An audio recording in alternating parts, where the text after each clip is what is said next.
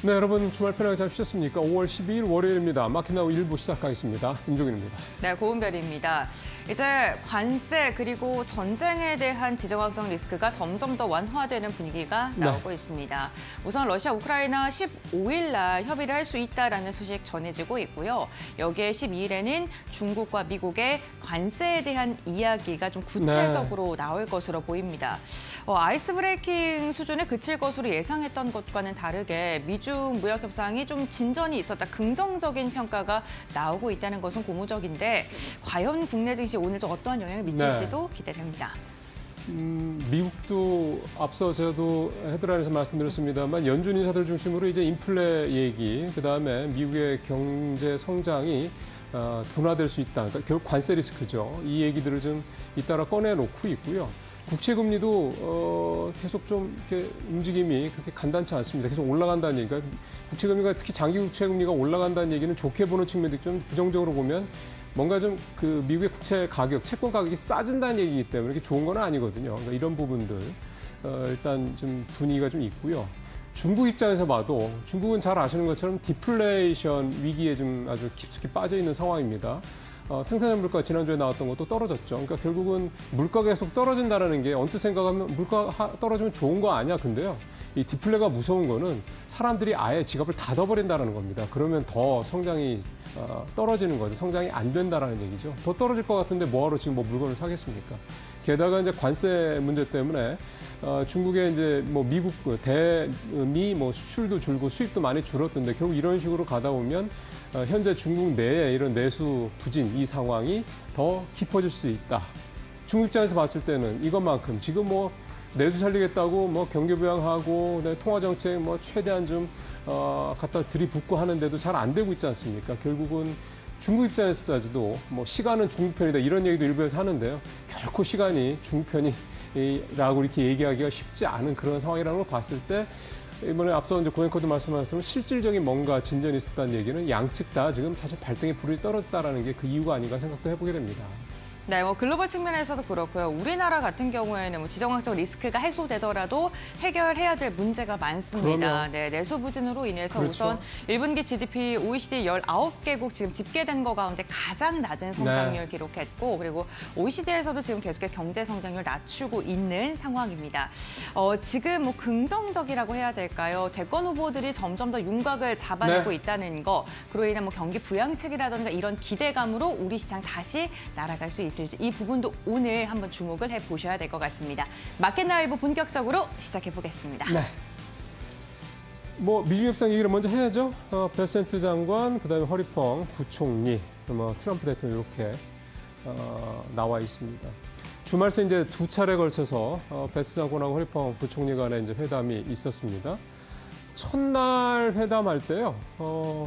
뭐 이런저런 얘기들이 좀 나왔습니다. 뭐 해프닝 같은 얘기도 있었고, 뭐 심지어는 중국 대표단이 갑자기 회의하는 거 시작한 지 얼마 안 돼서 그냥 자리를 떠났다, 뭐 이런 얘기도 나오고 확인되지는 않았습니다. 뭐 그런 얘기도 나오니까 이게 사실은 그만큼 이 두 나라 간의 이 관세 협상이라는 게 얼마나 글로벌 시장에서 주목을 하고 있느냐 이렇게 볼 수도 있습니다.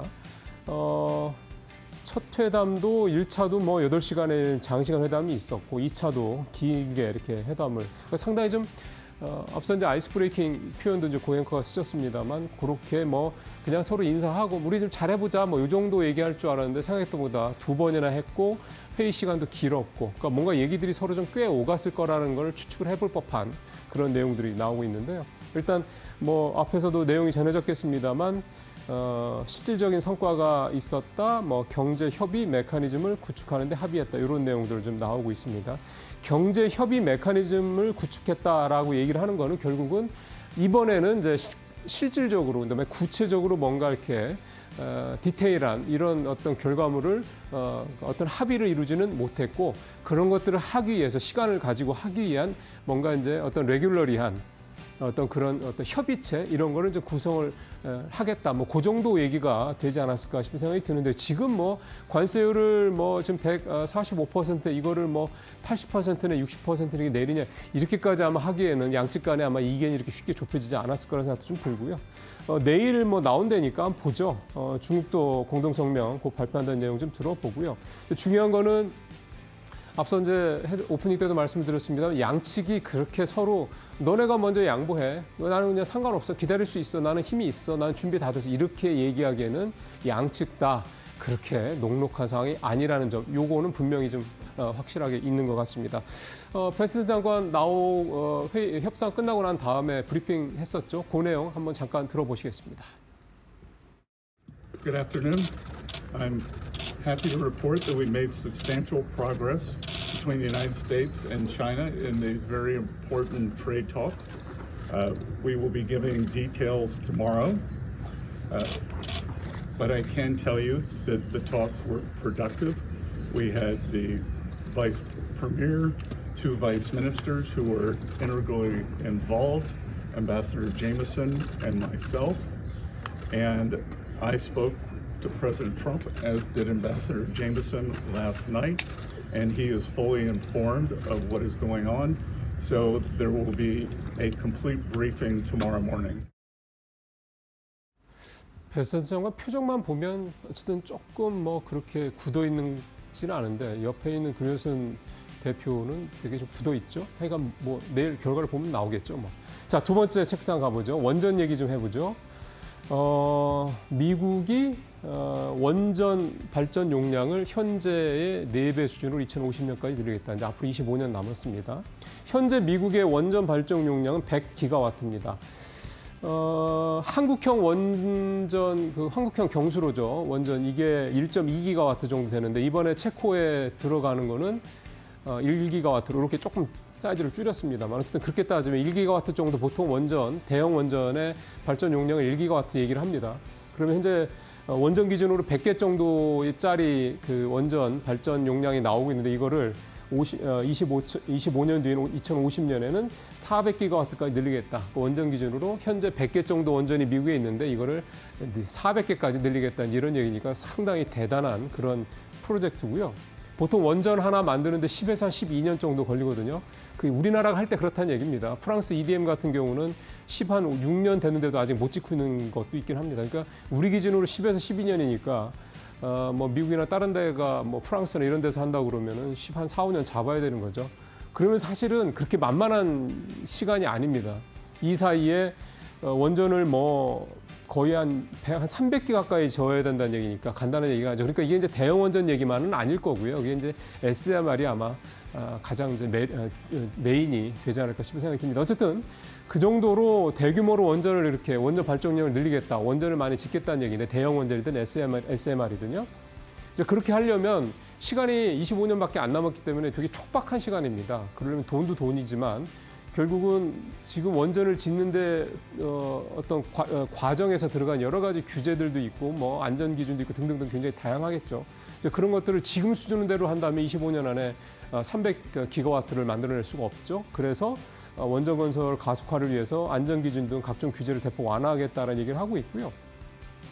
결국 이제 원전을 많이 짓겠다는 얘기는 AI 때문에 그런 거 아니겠습니까? 그러다 보니까 이거를 이제 국가 차원에서 전폭적으로 밀기 위해서 지원을 하기 위해서 아예 국방부가 AI 데이터 센터를 핵심 인프라로 지정하는 방안을 검토하고 있다. 그거를 이제 행정명령에 포함시키는 내용을 포함시키고 있다. 내용이 좀 얘기가 되고 있습니다. 이제 뉴욕타임스 보도 내용인데 이게 이제 행정명령을 지금 현재 그 준비를 하고 있습니다. 초안을. 이게 초안 내용이고 그 초안 그대로 될지 아니면 변화가 있을지 모르겠는데 글쎄요, 25년 동안 이렇게까지 가능할지는 싶습니다. 근데 그 정도 의지 표현 정도라고 일단 봐야 될 것 같고 실제 이제 행정명령 사인할 때는 이 정도보다 조금 수치가 내려올 수 있을 것 같긴 합니다만 어쨌든 원전을 굉장히 밀겠다라는 것만큼 그 의지만큼은 분명할 것 같습니다. 이제 이거를 이제 굳이 이제 체크 두 번째로 가져온 이유는 미국은 아시는 것처럼 웨스팅하우스는 설계를 할 줄 아는 회사지 원전을 건설하는 회사가 아닙니다. 이제.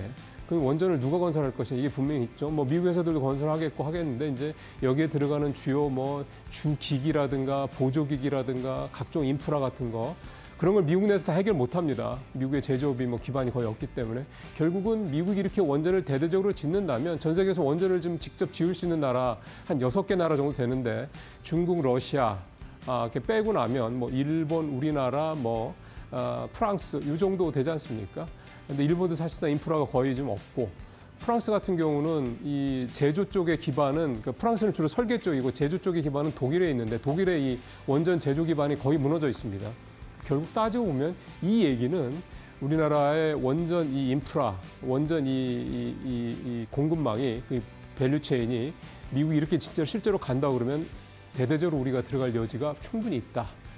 그런 생각을 좀 해볼 수가 있다라는 거죠. 그래서 마치 조선처럼요, 원전도 뭔가 좀 굉장히 대형, 초대형 호황 사이클로 들어갈 수 있는 어떤 그런 가능성이 좀 높아지고 있다. 이렇게 좀 볼 수가 있겠습니다. 자, 마지막 체크상 가보죠.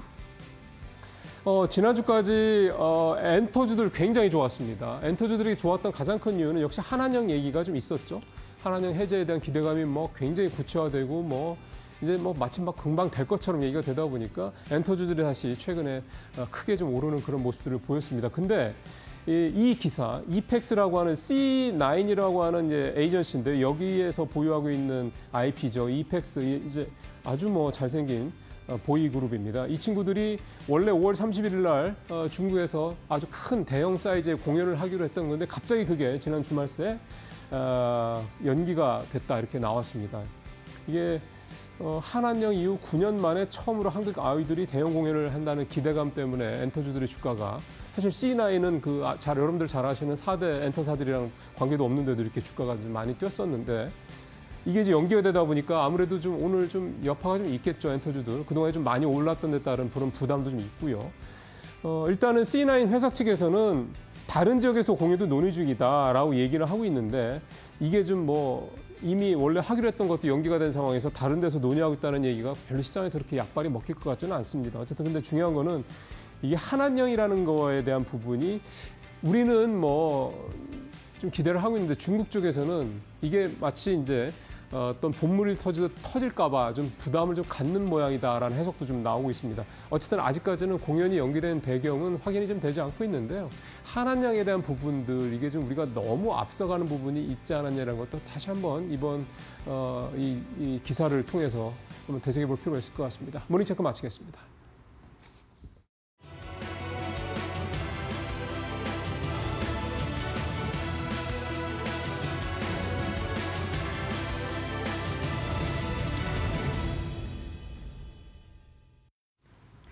네, 주말 사이 있었던 미중 무역 협상을 앞두고 지난주 금요일 뉴욕 증시의 마감 상황은 어떠했는지 한판으로 정리를 해보도록 하겠습니다. 3대 지수 일제히 보합권 마무리를 지었습니다. 혼조세를 보였던 가운데 또렷한 방향성을 제시해주진 않았는데요. 다만 이날 증시에서 테슬라가 4% 넘게 홀로 급등한 채 마무리를 지었습니다. 다음 달에 있을 로보택시 출시에 대한 기대감이 지속적으로 주가 상승을 견인하고 있고요. 주간 단위로 3주 연속의 상승 마무리를 테슬라는 거머쥐었습니다. 그런 가운데 금값과 WTI도 무역협정과 관련된 기대감과 함께 긍정적인 변동성을 보였고요. 가장 중요했던 주말 사이 있었던 무역협정 소식들 좀 타임라인별로 정리를 해보도록 하겠습니다. 일단 긍정적인 내용들이 전해졌습니다. 베센트 재무장관도 협상이 생산적이었다라고 평가를 했고요. 허리병 부총리 같은 경우도 중요한 컨센서스를 도출했다라고 이야기를 했는데 일단 이런 내용이 전해지기 직전에 트럼프 대통령이 본인의 SNS를 통해서 지속적으로 관세 그리고 무역 협상과 관련된 내용을 실시간으로 공유를 했습니다. 일단 중국은 미국의 시장을 개방해야 한다라고 이야기하면서 시장 문을 닫고 폐쇄적이게 진행하면 그 국가에는 발전이 없다라고 코멘트를 남겼고요. 그러면서 중국에 대한 관세는 80%가 적절할 것이다라고 구체적인 관세율을 제시하기도 했습니다. 다만 이 뒤에 베센트 장관이 어떻게 하느냐에 따라 달렸다라고 이야기를 하기도 했고요. 또 다른 국가들과의 관세를 놓고는 많은 거래가 막바지 조율 중이다라고 이야기하면서 현재 관세 협상과 관련해서 긍정적인 기조가 계속 이어질 것임을 긍정적으로 예측하기도 했습니다. 다만 러트닉 상무장관 같은 경우는 오늘 아침에 있었던 인터뷰 내용을 통해서 10%의 기본 관세율은 예외 없이 계속해서 유지하겠다라고 기존 입장을 재차 재확인하기도 했고요. 기존 관세 10% 플러스 품목 관세는 추가적으로 조율이 가능하다라고 언급을 했는데 일단 30분 전에 트럼프 대통령이 본인의 SNS 계정을 통해서 의약품과 관련된 관세 이야기를 전해왔습니다. 30%에서 80%까지 관세율이 매겨질 것으로 보여지면서 기존에 예측했던 예측치 대비해서는 80% 정도가 감소될 것으로 보여지고 있는데요. 일단 해당 부분을 오늘 국내 증시가 개장된 상황에서 어떻게 받아갈지 이 제약바이오 관련주들의 변동성 점검을 해보시는 게 중요할 것 같습니다. 일단 지난주까지 뉴욕 증시에서는 관련주들의 주가 하락세가 이어졌었는데 생각보다 나쁘지 않은 수치다라는 평가가 나오고 있기 때문에 다시 한번 상승 기조로 돌아설 수 있을지 기다려보도록 하죠. 자, 그렇다면 주요 일정들 점검을 해보도록 할 텐데요. 오늘 바로 의약품 관세 발표가 트럼프 대통령의 SNS를 통해서 미리 좀 예고가 됐습니다. 추가적인 행정명령 서명까지는 조금 시간이 남아 있고요. 그리고 미국 증시에서는 양자 컴퓨터 대표주자인 리게티 컴퓨팅의 실적이 발표가 됩니다. 호실적이 나오게 된다면 국내 증시에서 양자 컴퓨터 관련주들도 동반 상승을 보일 수 있는 만큼 오늘 밤에 발표되는 실적 주목을 해보도록 하겠고요. 그리고 이번 주에는 이 인플레이션 데이터들이 대거 발표가 되죠. CPI와 PPI, 산업생산 지표까지 발표가 되고요. 트럼프 대통령이 중동 순방에 또 나서는 한 주이기도 합니다. 혼자 가는 게 아니라 블랙락 그리고 팔란티어의 CEO와 함께 동행한다라고 하기 때문에 팔란티어의 주가 기대감이 계속해서 올라오고 있는 상황까지도 함께 체크를 해보시는 게 중요할 것 같습니다. 그리고 이번 주 15일에는 파월 연준 의장의 연설까지 준비가 돼 있기 때문에 연준의 기조는 어떠한지도 함께 연설을 통해서 챙겨보시죠. 자, 그럼 이런 분위기를 안고 오늘 국내 증시의 분위기는 어떻게 진행될까요? 프리마켓 통해서 현재 시장 상황 함께 파악을 해보도록 하겠습니다. 코스피 쪽부터 점검을 해보도록 할 텐데요. 전반적인 상승 기조 이어지고 있습니다. 미국 쪽에서 원전 4배 이상 늘리겠다라는 긍정적인 전망치를 내놓은 가운데 두산 에너빌리티 오늘 증시에서는 1.8% 먼저 오르고 있는 모습 보여지고 있고요. 올해 1분기 돼서 국내 조선사들의 수주 잔고가 이제 200조 가까이 올라왔다는 소식이 전해졌죠. 하나오션과 하나엔진, 한국항공우주까지 전반적으로 방산이나 그리고 조선 관련주들 여전히 긍정적인 가격 상승을 보여주고 있습니다. 그리고 코스닥 쪽의 상황도 함께 점검을 해보도록 할 텐데요. 동일하게 거래대금 상위 종목들로 체크를 해보도록 하겠습니다. 지난주 금요일에 상장 이후에 공모가 대비해서 2배 이상 주가 상승을 보였던 원일 T&I가 오늘도 개장 전에 급등세가 이어지고 있습니다. 11% 넘게 장 전에 오르는 모습이 나오고 있고요. 블렘텍 같은 경우는 지난주 금요일에도 개장 전에 오름폭을 키웠었는데 오늘도 동일하게 12%가 넘는 급등세가 이어지고 있습니다. 위고비 판매량이 긍정적이다라는 내용과 함께 블루엠텍 연일 추가적인 가격 급등이 나와줄 수 있을지 같이 지켜보도록 하겠습니다. 일단 주말 사이 모두가 기다렸던 중국과 미국 간의 무역 협정, 나름 긍정적인 소식을 가지고 왔는데 이 의약품 관세를 시작으로 품목 관세가 시장에는 어떤 변동성으로 작용될지가 중요한 변수가 될 것 같습니다. 오늘의 개장 분위기도 저희 이데일리 TV와 계속 함께 체크해 보시길 바라겠습니다.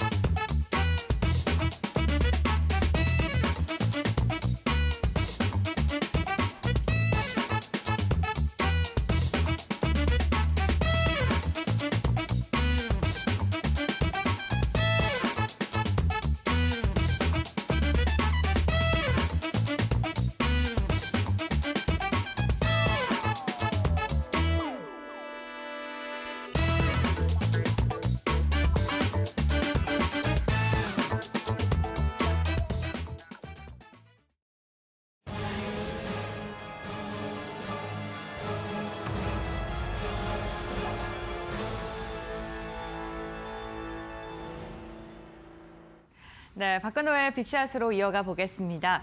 오늘도 박근호 이사와 함께 체결 강도라는 신호를 통해서 우리에게 매수 혹은 매도 시그널을 주고 있는 종목들 알아보도록 하겠습니다. 예시 종목과 함께 빅샷 종목까지 저희가 공개를 할 예정이니까요. 끝까지 함께해 주시기 바랍니다.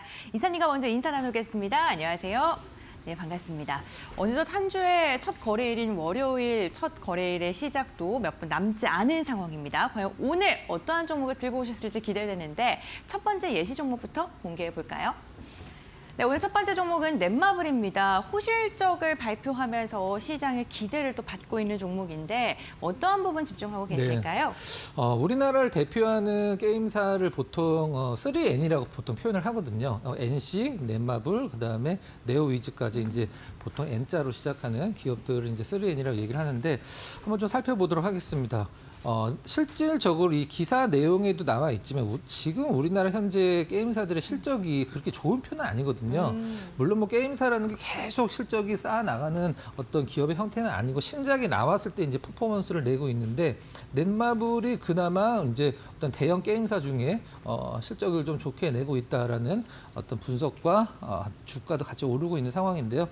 일단 넷마블이 이제 맨 왼쪽이 이제 RF 온라인이고요. 여기는 이제 네이버에서 공전의 히트를 기록했던 만화죠. 나 혼자만 레벨업 그 만화인데 그걸 이제 게임으로 만든 건데 게임도 역시 아마 네이버 역사상 가장 큰 히트를 친 저는 웹툰으로 알고 있는데 이거 이제 게임화된 거고요. 게임도 같이 어떤 시장에서 많은 좀 환호를 받았고 요거는 이제 신작 기대감이라고 이제 보시면 될 것 같은데 나름대로 영업이익이 1243% 증가했다라는 것은 네. 비정상이죠. 실질적으로 이제 전에 이제 워낙에 안 좋았기 때문에 이제 왜곡으로 이제 기저 효과로 1243%가 증가한 것으로 보시면 될 것 같고요. 나름대로 이제 과거에 차트 보면서 말씀드리겠습니다만은 고점 대비해서 최근에 좀 올랐다 손 치더라도 아직 4분의 1토막 정도 수준이거든요. 네. 일단은 뭐 저점을 좀 잡아 나가고 있다. 이런 게 지금 시장이 넷마블을 보는 시선인 것 같습니다. 네, 지난주에 호실적 그리고 기대감 속에 오르긴 했는데 아직도 고점 대비 많이 좀 밀려있는 상황이다라고 이야기를 해주셨습니다. 그렇다면 현재 주가의 위치는 어느 정도 수준에 머물러 있는지 볼 텐데요. 일단 바닥권에서 올라오는 모습으로는 상당히 좋은데 이걸 굉장히 긴 차트로 보면 지금 이제 5만 원 초반인데 넷마블이 시장에서 좀 좋은 평가를 받았을 때 20만 원이 넘은 적도 있거든요. 네. 근데 많이 떨어져 있고 지금 NC소프트 주가도 사실 바닥을 모를 정도로 떨어지고 있는 상황인데 나름대로 넷마블이 이제 어떤 개별적으로 퍼포먼스를 좀 내고 있는 상황이고요.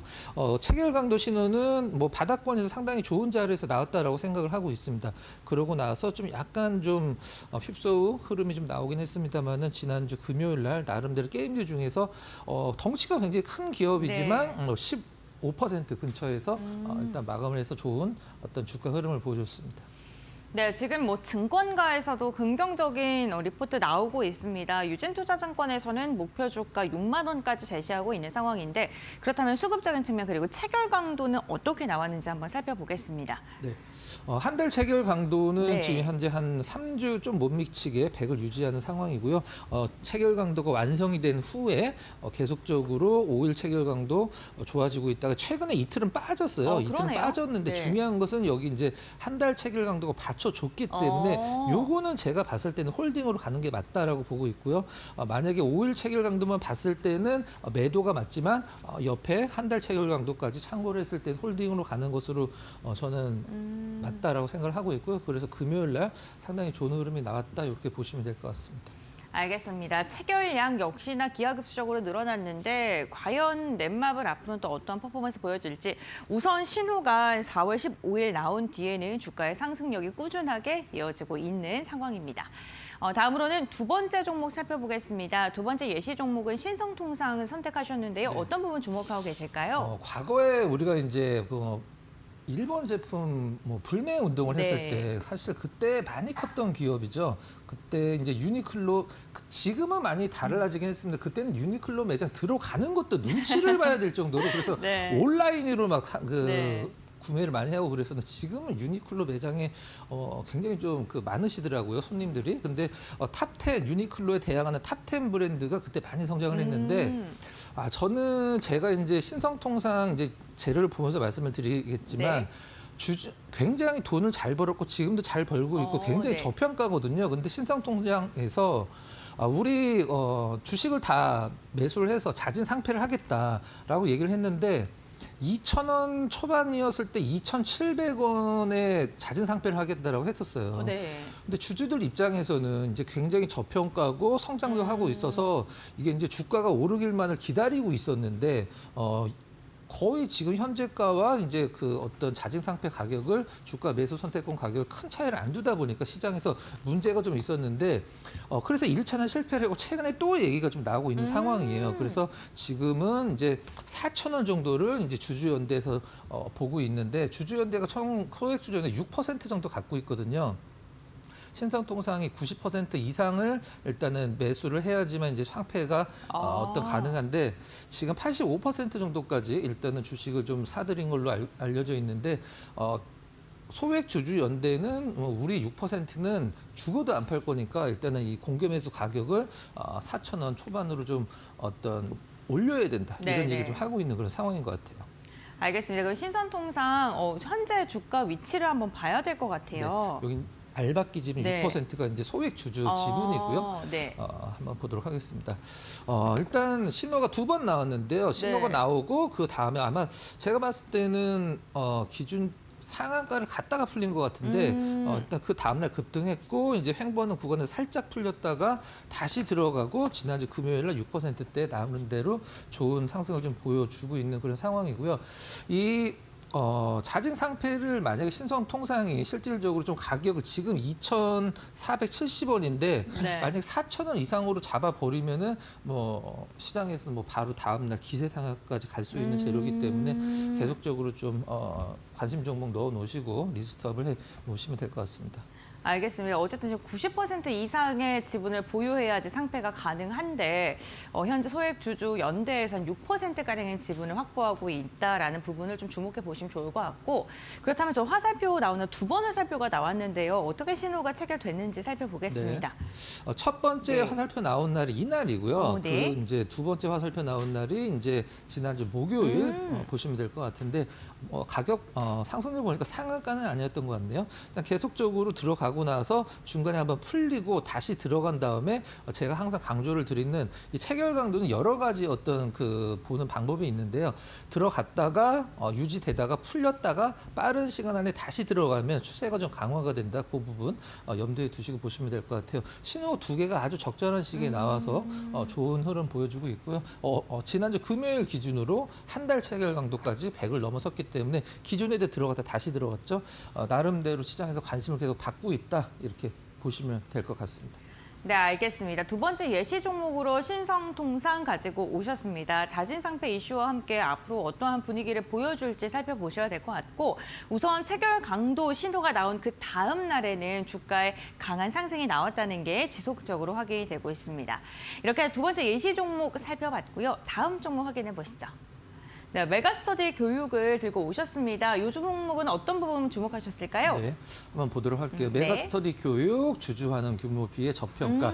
사실 이 메가스터디 교육 공무원 쪽도 많이 하고 있는데 지금 공무원 쪽은 사실 지원자분들도 그렇고 좀 과거 같지 않죠, 인기가. 그래서 그쪽은 좀 약간 다운되고 있는데 나름대로 뭐 실적은 좀 플랫하게 유지가 되고 있고 주주환원 규모가 커지고 있기 때문에 그 부분들을 어떤 시장에서는 좀 저평가 요인으로 좀 주목을 하고 있는 것 같습니다.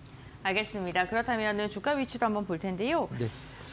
일단 계속적으로 좀 러프하게 오르고 그러네요. 있는 상황에서 조정을 주고 이제 반등 주는 그날 일단은 어떤 체결 강도 좀 완성이 되면서 나름대로 가장 퍼포먼스가 많이 나오기 전에 이제 신호가 나왔다라는 게 주목할 만한 부분이라고 생각을 하고 있는 상황입니다.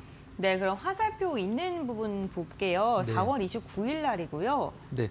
거래량이 이렇게 뭐 대표적으로 많지 않은 종목 네. 중에 하나인데 당일 체결 강도 182, 그다음에 일주일 체결 강도 109로 기존에도 들락날락 하긴 했었습니다만 본격적으로 들어가서 계속 유지가 되고 있고 이제는 한 달 체결 강도도 100 이상을 유지를 하고 있다. 이렇게 정리를 하면 될 것 같습니다. 네, 알겠습니다. 메가스터디 교육은요, 체결 강도가 신호가 나온 뒤에 주가의 상승력이 꾸준하게 강한 상승 나오고 있는 모습입니다. 거기에다가 중장기 체결 강도까지 지금 완성이 된 형태인데요. 앞으로의 주가 퍼포먼스 기대해 보겠고요. 그럼 계속해서 다음 종목 살펴보겠습니다. 롯데지주를 선택하셨네요. 네. 주가는 좋은데 시장에서 좋은 얘기가 전혀 안 나오는 그러니까요. 기업인데 주가는 나름대로 좀 올라가고 있거든요. 네. 그래서 뭐 체결 강도로만 잡아낼 수 있는 있는 신호가 나왔다 이렇게 보시면 될 것 같습니다. 알겠습니다. 그렇다면은 시장에서 뭐 그렇다 할 호재는 없는데 네. 어떠한 이슈 선택하셨는지 궁금해요. 네. 사실 악재만 안 나오면 다행인데 네.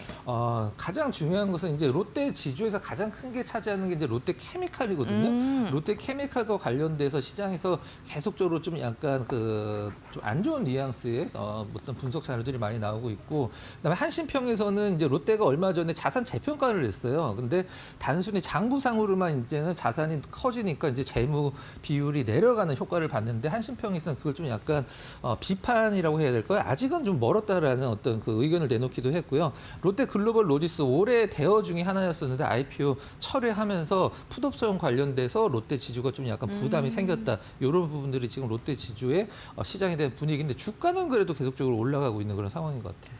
네, 4월부터 계속해서 좀 주가의 상승이 눈에 띄는데 한번 그럼 차트 볼까요? 네. 네. 일단 뭐 이게 올랐다라고 표현을 네. 해야 되는지 아니면 그냥 회복을 한 거 떨어진 거 그렇죠. 네. 정확한 표현이십니다. 떨어진 건 이제 만회를 하고 있는데 사실 지금 동그라미 표시는 돼 있지는 않긴 합니다만은 과거에 이제 올 초에 지주사들 올라갔다 롯데 지주 혼자 못 올라갔던 것 같아요. 제가 봤을 때는. 그래서 이제 배당락으로 한번 떨어졌고 시장 떨어지면서 같이 떨어지고 반등 주고 있는 상황인데 나름대로 이 정도 흐름은 롯데 지주 쪽에서는 뭐 시장에서 악재가 나오는 가운데서 이 정도 흐름은 나름대로 좀 뭐 좋은 흐름이 아닌가라는 생각을 좀 하고 있습니다. 제가 특이하게 봤던 게 기관의 매수세가 무려 16거래일 연속 들어오고 있다는 점도 좀 특이했습니다. 그렇다면 네. 그걸 맞춰서 체결 강도도 이어지고 있는지 볼게요. 일단 네. 세 달 체결 강도는 한 3주 정도 유지를 해주고 있는 상황이고 20일, 5일 체결 강도 좀 꽉 차 있는 그런 상황입니다. 그러네요. 당일 체결 강도 좀 네. 약간 들쭉날쭉 날쑥합니다만은 체결 강도 들어간 시점이 언제냐면은 제가 네. 이제 차트상에서 정확하게 좀 말씀을 드리자면 한 이때쯤 들어갔어요. 그래서 좋은 자리에서 들어갔고 그러네요. 나름대로 계속적으로 상승을 하고 있는데 많이 오른 것 같은데 그 퍼센트를 보면 1%, 2%이 정도 수준이라 시장에서 조금 더 지켜봐야 될 종목 중에 하나라고 저는 좀 보고 있습니다. 알겠습니다. 예시 종목 이렇게 4종목 살펴봤고요. 그렇다면 빅샷 종목 공개해 보겠습니다. 오늘 첫 번째 빅샷 종목으로는 JW 생명과학을 선택을 해주셨네요. 네, 중외 생명과학이죠. 우리 이제 병원 가면 이제 링겔 그거 만드는 기업이죠. 네. 물론 JW 제약도 만들긴 합니다만 비중 좀 작고 JW 생명과학은 거의 다 이 링겔 약이 어떤 수액을 수액, 만드는, 그렇죠. 네. 수액이 대부분이라고 보시면 될 것 같아요. 알겠습니다. 그렇다면 선정하신 이슈 살펴볼게요. 네. 실적이죠. 네. 올해 1분기 영업이익 104억으로 전년 대비 24% 일단 증가를 했다라는 부분. 그 다음에 이거는 이제 굉장히 의미가 있는 부분인데 작년 24년도 기준으로 코스피 제약바이오 기업들 중에 이익 증가를 톱5를 꼽아봤는데 JW 생명과학이 2등을 기록을 했어요. 수액을 맞으시는 분이 많나 봐요. 그런 거 봅니다. 네. 네. 네. 전년 동기 대비해서 이제 56% 정도 일단 흑자 전환을 했다. 이런 부분들 나름대로 시장에서 좋게 평가를 하고 있는 그런 상황인 것 같습니다. 알겠습니다. 그렇다면 주가가 많이 올랐을지도 궁금한데 한번 볼게요. 네. 많이는 안 올랐습니다. 사실 24년도에 실적이 좋았다라고 이제 평가가 되고 네. 있는데 24년도에 주가 흐름이 이렇게 좋지는 않았었거든요. 네. 사실 24년도 하반기 주가 흐름이 좋은 기업들은 우리나라에서 거의 찾아보기 힘든데 나름대로 그게 이제 올해 1분기까지 실적이 연결이 되면서 시장에서 이제 재평가를 받고 있는 상황이고요. 올해 기준으로 일단 신고가 올해 25년도 신고가를 좀 기록을 하고 있는 상황이고요. 3월 초에 급등 후에 조정 후 다시 올라오고 있는 상황에서 3월 초 급등을 이제 넘어서는 흐름이 이제 기술적 분석으로도 어떤 좋아 보이는 그런 상황입니다. 네, 알겠습니다. 어쨌든 체결 강도가 신호가 나왔기 때문에 선정하셨을 게 굉장히 클 것 같은데 한번 볼게요. 네. 어떻게 체결 강도가 나왔을까요? 8일 날 포착이 됐네요. 네, 조금 들어갔다가 네. 풀렸다가 다시 들어갔는데 최근에 이제 체결 강도가 많이 좋아지고 있어요. 네. 일단 거래량이 그렇게 많지는 않습니다만은 지난주 금요일 날 일단은 3% 정도 오른 상황에서 당일 체결 강도 229, 근데 5일 체결 강도 저는 이 세 개의 체결 강도가 모두 100을 진입한 상태에서 사실 올해 신고가를 기록을 하고 있긴 합니다만은 오른 게 별로 없는 상황이기 때문에 주가도 부담이 없고 시장에서 평가도 지금 좋은 평가를 받고 있어서 일단 수급이 거래량이 좀 늘고 있는 상황이죠. 네. 지난주 금요일 이제 9만 5천 그러네요. 주 기록을 했는데 그 전에는 많이 좀 거래량이 적죠. 10,000주, 20,000주 정도 수준을 기록을 하고 있다가 거래량도 좀 활성화되고 있고 수급도 맞춰서 중기, 장기 체결 강도도 좋은 흐름 보여주고 있다. 이렇게 보시면 될 것 같습니다. 자, 저희가 체결 강도를 통한 신호를 좀 중점적으로 말씀드리고 있는데 기관의 매수세가 무려 한 달 내내 유입이 되고 있습니다. 20거래일 연속 순매수가 잡혔다는 점도 함께 체크해 보시면 좋을 것 같습니다. 첫 번째 빅샷 종목 공개했고요. 두 번째 종목 확인해 보시죠. 나이스 평가 정보를 두 번째 종목으로 선정하셨습니다. 네. 왜 선택하셨을까요? 우리가 이제 대출이나 네. 이런 걸 받을 때 신용 평가를 하잖아요. 그렇죠. 뭐 카드사나 이런 데서 뭐 자동차도 비싼 거를 살 때 이제 신용 평가를 하는데 그때 이제 나이스 신용 평가가 신용 정보를 제공을 하면서 돈을 받는 건데 네. 최근에 나이스 평가 정보가 왜 돈을 잘 벌고 있는지를 제가 간단하게 설명드리도록 할게요. 저희가 이제 뭐 카카오 앱이나 여러 가지 대출 비교 사이트에서 기존에는 제가 만약에 뭐 신한은행에서 대출 받겠다 그러면은 신한은행에서 제 신용을 조사를 하잖아요. 맞아요. 근데 네. 지금은 대출을 비교를 하기 때문에 한꺼번에 여러 군데가 신용조회를 한꺼번에 들어가죠. 그것 네. 때문에 그 나이스 신용평가 정보가 지금 실적이 좋아지고 있는 거를 보시면 될 것 같아요. 그럼 주목하신 부분도 그런 걸까요? 네. 네. 일단 뭐 저평가기도 하고 네. 안정적인 기업이죠. 이제 밸류 계획을 발표를 했는데 2027년 영업이익 1,100억을 초과를 목표로 삼겠다. 이제 제가 아까 말씀드린 어떤 그 매출이 증가하고 있는 부분인데 여기 표에서 나와 있는 것만 봤을 때는 지금 한 14년, 15년 동안 표거든요. 근데 단 한 번도 역성장이 없고 계속적으로 좀 성장을 하고 있어요. 근데 이런 것들이 어떤 그 주가에 표현이 되느냐 하면 전혀 안 됐거든요. 그래서 시장에서는 저평가, 그다음에 요즘에 어떤 시장이 좀 약간 어지럽다 보니까 이제 주주 환원과 관련돼서 움직이는 종목군들이 많이 나오고 있는 상황이에요. 그래서 나이스 신용 평가도 이 주주 환원, 그다음에 밸류업, 그다음에 어떤 매출의 증가, 실적 증가가 아직 주가에 전혀 전가가 안 되고 있는 상황이다. 이렇게 보시면 될 것 같습니다. 알겠습니다. 실적이 성장하는 것과 비교했을 때 주가 위치가 지금 저평가다라고 이야기를 해주셨고 밸류업에 대한 기대감까지 나오고 있습니다. 그렇다면 주가 위치도 살펴봐야 될 텐데요. 요것만 보면 좀 많이 오른 것 같기도 한데요. 저 많이 오른 것 같기도 하고 올라갈 네. 만 하면 떨어지고 사실 이거를 되게 어지럽기도 하고요. 그렇죠. 네. 작년 말에 사서 지금까지 갖고 있다는 것 제가 봤을 때는 좀 희망 고문을 많이 하는 종목인 것 같아요. 네. 올라간다 이제 주주분들 좋아하시겠죠. 그럼 다시 여지없이 빼고 약간 주가 차트가 어떤 금융 쪽에 관련된 기업의 차트치고는 좀 약간 그 깨끗하진 않은 그런 네. 상황인데 나름대로 이제 급락 후에 다시 빠른 어떤 회복을 보여주는 게 좋아 보이고 그다음에 수급도 괜찮아지고 있는 상황이라 나이스 평가 정보 한번 선택을 해봤습니다.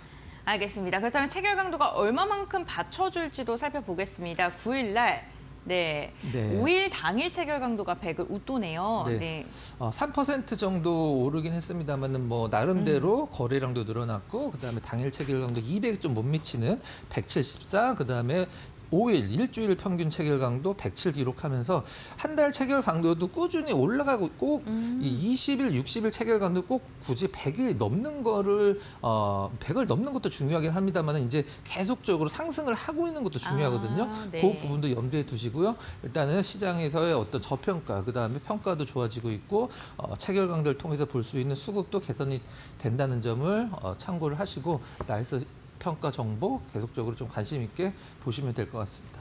나이스 평가 정보 연평균 9% 성장률 제시했는데 이러한 게 주가에 반영될지도 한번 살펴보시면 좋을 것 같습니다. 오늘도 박근호 이사와 함께 체결 강도를 통해서 우리에게 신호를 주고 있는 종목들 함께 알아봤습니다. 오늘 말씀은 오늘 여기까지 듣겠습니다. 고맙습니다.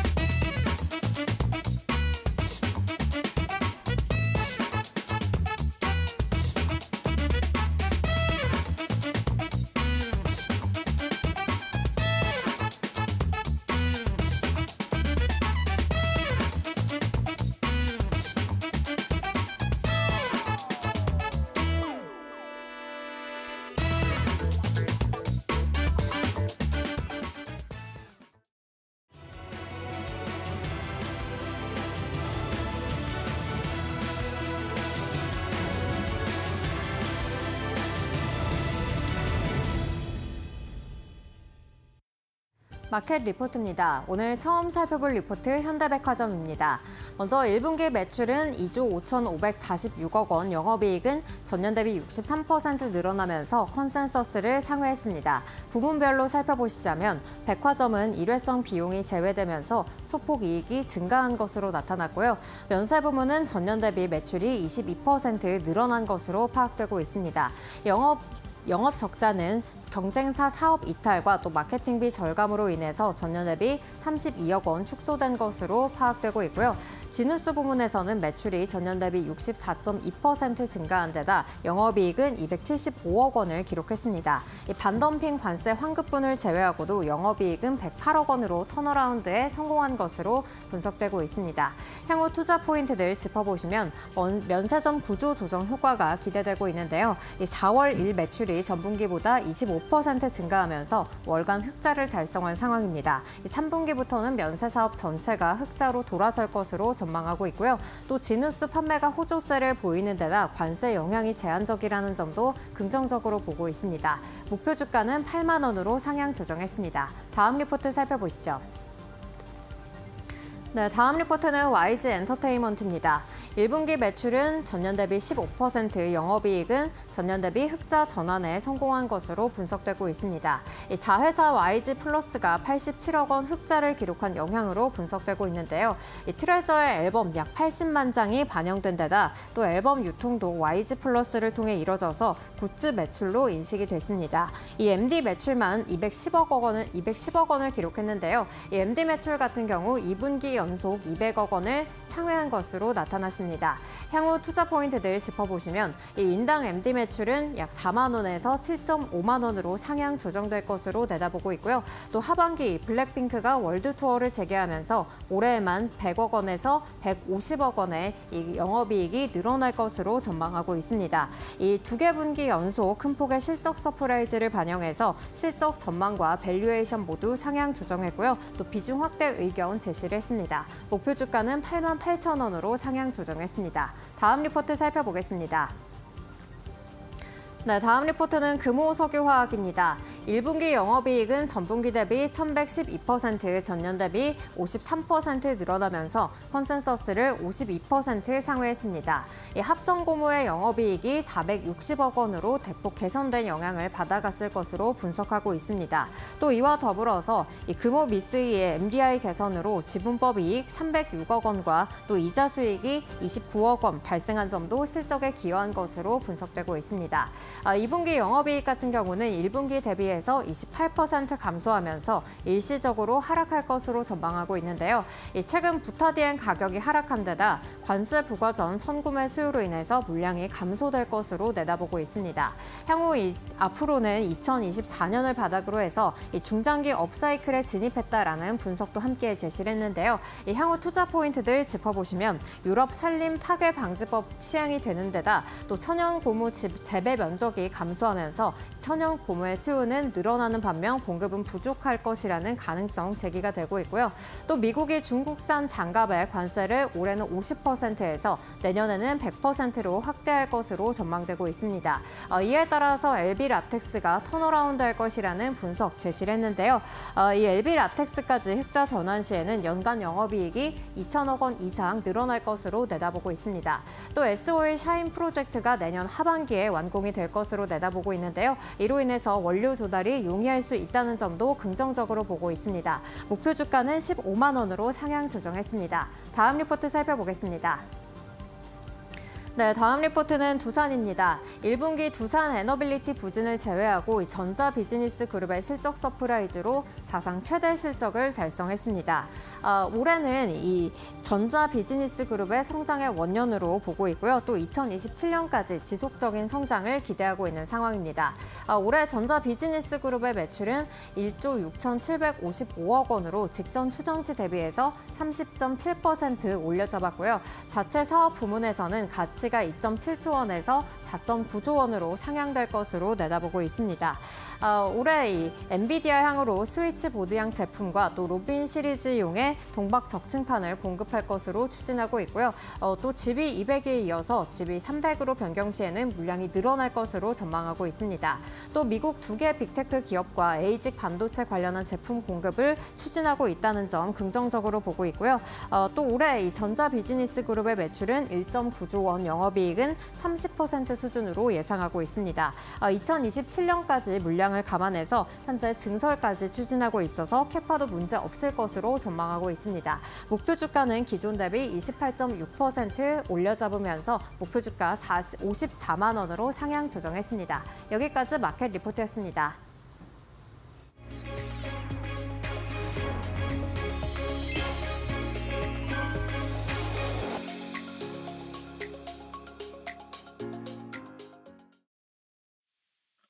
네, 안녕하세요. 반갑습니다. SK증권 서영호 차장입니다. 지난 금요일 미국 증시는 미국과 중국 간의 협상을 앞두고 관망세가 좀 진행되는 모습들을 보였습니다. 그렇기 때문에 주말 사이에 나오는 미국과 중국 간의 협상이 가장 중요하게 좀 작용을 할 것으로 예상이 되었습니다만 현재 미국과 중국 간의 협상 결과에 대한 부분들이 공식적으로 발표가 나오진 않았지만 프레젠트 미국 재무장관이 건설적인 진전이 있었다라고 언급을 했고 중국 또한 미국과 상당한 진전이 있었다라고 언급을 하면서 양쪽 모두 중요한 합의에 도달했다라고 발표하면서 실질적인 진전이 있었음을 좀 보여줬습니다. 12일 공동성명 발표 여부에 따라서 세부 내용이 밝혀질 것으로 예상이 됩니다만 이러한 부분들이 금융시장에는 좀 긍정적으로 영향을 미치면서 현재 미국의 시간의 선물 시장이 강하게 상승을 한다라는 전 오늘 시장의 좀 특징이라고 좀 볼 수 있겠습니다. 그로 인해서 우리나라 시장도 상승 출발할 것으로 예상이 되고 있고요. 그런 상황 속에서 좀 관심 있게 살펴볼 만한 부분들은 최근 한한령 해제에 대한 기대감과 이러한 것들을 반영하면서 중국 관광객들이 유입되고 있고 거기에 따라 중국 소비주와 화장품주, 그다음에 미용, 의료주 관련된 종목군들이 상당히 좀 탄력적으로 움직이고 있고 추가 상승도 가능할 것으로 예상이 좀 되고 있습니다. 그렇기 때문에 그런 업종별로 순차적으로 좀 관심 있게 살펴보시면서 대응을 해나가보시면 좋을 것 같고요. 오늘 우리나라 시장이 상승 출발은 하겠지만 현재 구간에서 외국인 수급이 아직까지는 강하게 들어오지 못하고 있다는 점을 감안해 본다라면 지수의 강한 상승보다는 업종과 종목의 선별이 무엇보다도 좀 중요한 장세가 될 것이다라고 말씀을 좀 드릴 수가 있겠습니다. 이렇게 좀 정리를 해드리도록 하겠고요. 지금까지 SK증권 서영호 차장이었습니다. 감사합니다.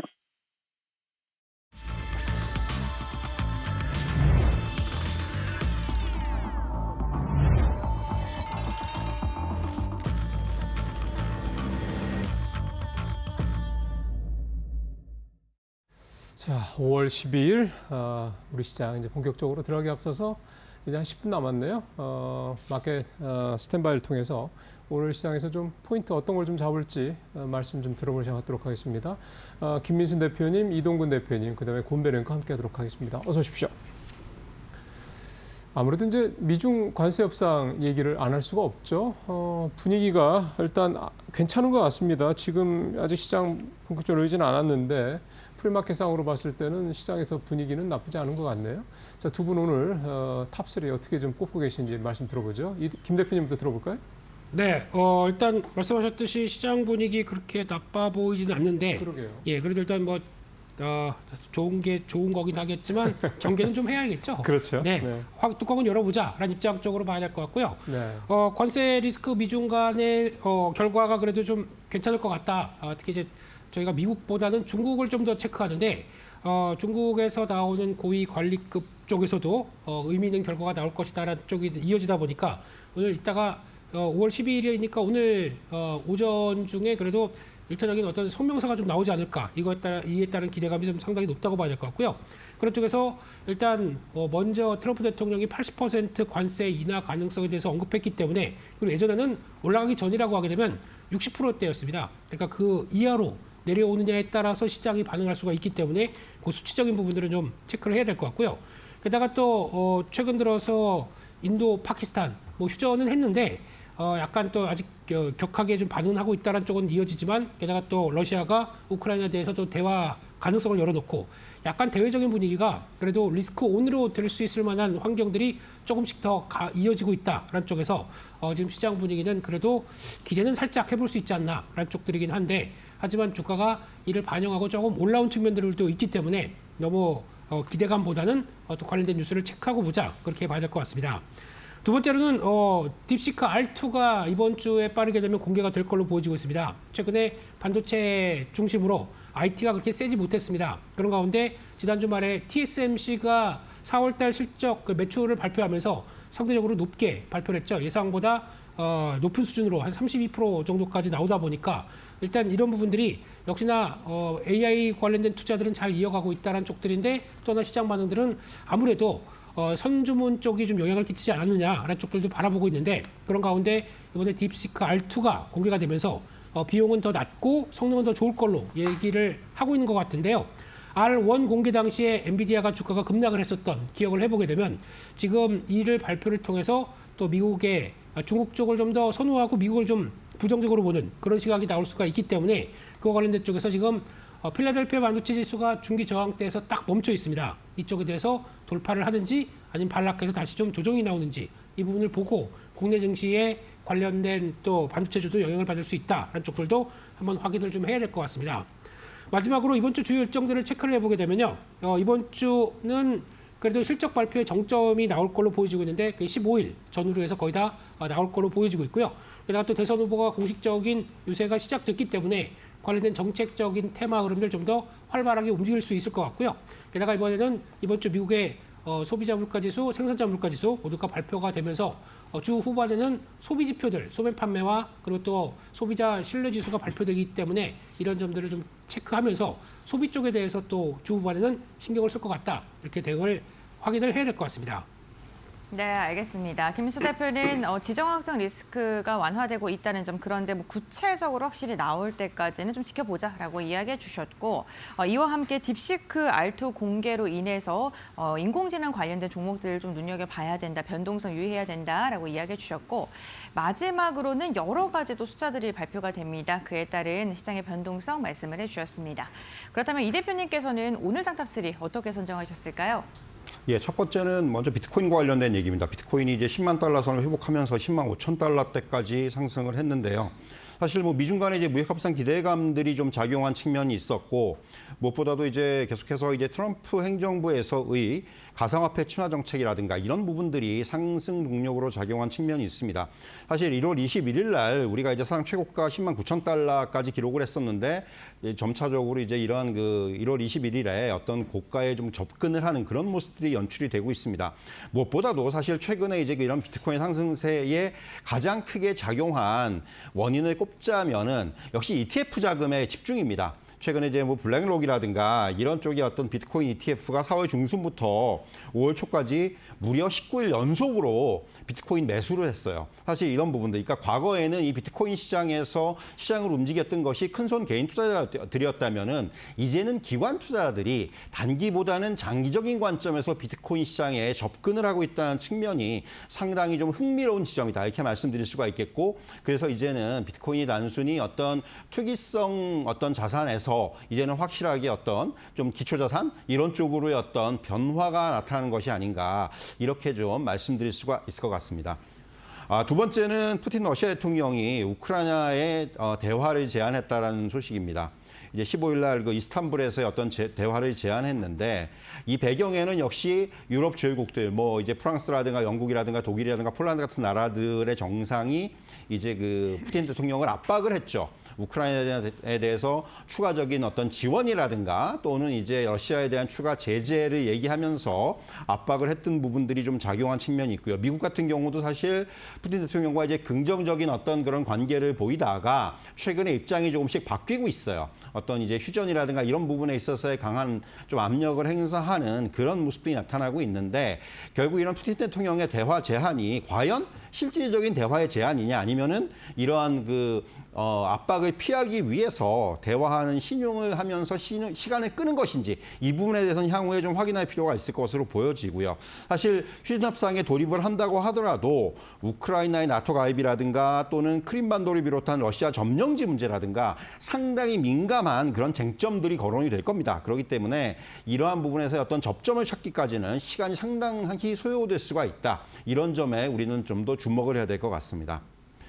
마지막은 역시 저도 실적 시즌과 관련된 얘기입니다. 이번 주에 실적 시즌이 클라이막스를 맞이하는데 지난주에도 그런 흐름들이 나타났습니다만은 기업들의 실적 발표에 따라서 주가 반영 강도가 점점 강해지는 모습이었습니다. 뭐 엔터라든가 화장품이라든가 이런 개별 기업들의 실적 발표가 주가의 어떤 단기 슈팅을 이끌어내는 이런 모습들이 나타났습니다. 그래서 사실 이번 주에도 뭐 화장품이라든가 엔터 또 게임 또 그 밖에 금융주들의 그 실적 발표가 이루어지는데 지난주와 상당히 좀 유사한 흐름들도 좀 예상이 되기 때문에 특히 이런 기업들의 어떤 실적 발표가 그만큼 지금 시장의 어려움을 좀 상쇄해 주는 그런 어떤 도구로서 역할을 해주는 그런 측면이 있다라는 부분을 염두에 두면서 대응할 필요가 있다. 이렇게 정리해 드릴 수가 있겠습니다. 예, 시장이 나쁘지 않다고 보여지는 게요. 이제 요즘에 굿뉴스는 굿뉴스로 대접을 받더라고요. 그러니까 실적이 좋으면 시장에서 주가가 확실히 움직입니다. 물론 그 섹터가 시장에서 되게 좀 분위기가 좋은 섹터면 더 주가의 어떤 상승률이 높죠. 상대적으로 조금 부진한 섹터면 조금 덜하긴 한데 그래도 실적이 서프라이즈를 기록하는 회사들은 주가가 확실히 좀 반영을 좀 하더군요. 그런 것만 놓고 보면 지금 시장 분위기가 그렇게 썩 나쁘다고만 볼 수는 없을 것 같습니다. 우크라이나 좀 전에 프리마켓이라든가 예상 체결가 보니까 확실히 우크라이나 재건주들이 다시 좀 주가의 상승폭이 좀 커지는 모습도 좀 확인할 수가 있었습니다. 오늘 한번 뚜껑 열리고 한번 보죠. 자, 57분, 58분 다 돼가고 있습니다. 동시효과 상황 알아보겠습니다. 곤배 랭커. 5월 10일 월요일장 국내 증시 출발을 2분가량 앞두고 있는 상황입니다. 우선 양 시장은요, 글로벌 전반적으로 지정학적 리스크가 좀 해소되고 있다는 점을 긍정적으로 해석하고 있는 듯합니다. 동시효과 상황 속에서 두 지수 모두 다 일제히 상승 출발을 준비 중에 있는데요. 유가증권 시장 0.74%가량 상승하면서 2,596선 터치할 것으로 보이는데 과연 오늘 2,600선 터치해줄 수 있을지 이 부분 주목해 보셔야 될 것 같고요. 코스닥 같은 경우에도 0.3%가량 상승하면서 725포인트에서 출발을 준비 중에 있습니다. 오늘 대형주들이 상대적으로 강세를 보일 것으로 예상되는데 그렇다면 시가총액 상위 종목군들은 어떻게 출발 준비하고 있을까요? 유가증권 시장 확인해 보도록 하겠습니다. 1위부터 5위 살펴보도록 할 텐데요. 우선 1위부터 5위 대부분 상승 출발 준비 중에 있습니다. 반도체 관련 기업들의 흐름 괜찮을 것으로 보이는데 삼성전자 1%가량의 상승세 그리고 SK하이닉스도 2%가량의 오름세가 나타나고 있습니다. TSMC가 시장 예상치를 훌쩍 뛰어넘는 실적을 발표하면서 SK하이닉스 분위기 괜찮을 것으로 보이고요. LG엔솔 0.7%, 삼성바이오로직스 오늘 0.3%가량 상승 출발 예상되고 있습니다. 트럼프 대통령의 약가 인하에 대한 기대감 우선 삼바 같은 경우에는 오늘 보합권에서 좀 눈치를 보는 양상인데 오늘 장중에는 어떤 모습 보여줄지 좀 주목해 보셔야 될 것 같습니다. 코스닥도 함께 확인해 보시죠. 코스닥 같은 경우에는 1위부터 5위 살펴보면 혼조세 나타납니다. 제약바이오가 조금 부정적인 모습 나타나고 있는데요. 알테오젠 1.3%가량 하락하면서 출발 예상되고 레인보우 로보틱스의 상승이 눈에 띕니다. 우리나라의 로봇 수출 수주량이요 역대 최대를 기록했다고 합니다. 이러한 부분이 이러한 뉴스들이 또 로봇 관련 기업들은 오늘 호재로 작용할 것 같고요. LG 구광모 회장 측에서도 지금 데이터 센터에 대한 기대감 지속적으로 나오고 있는데 이 부분이 어디까지 확장될지 이 부분도 좀 주목해 보시면 좋을 것 같습니다. 그렇다면 국내 증시 출발하겠습니다.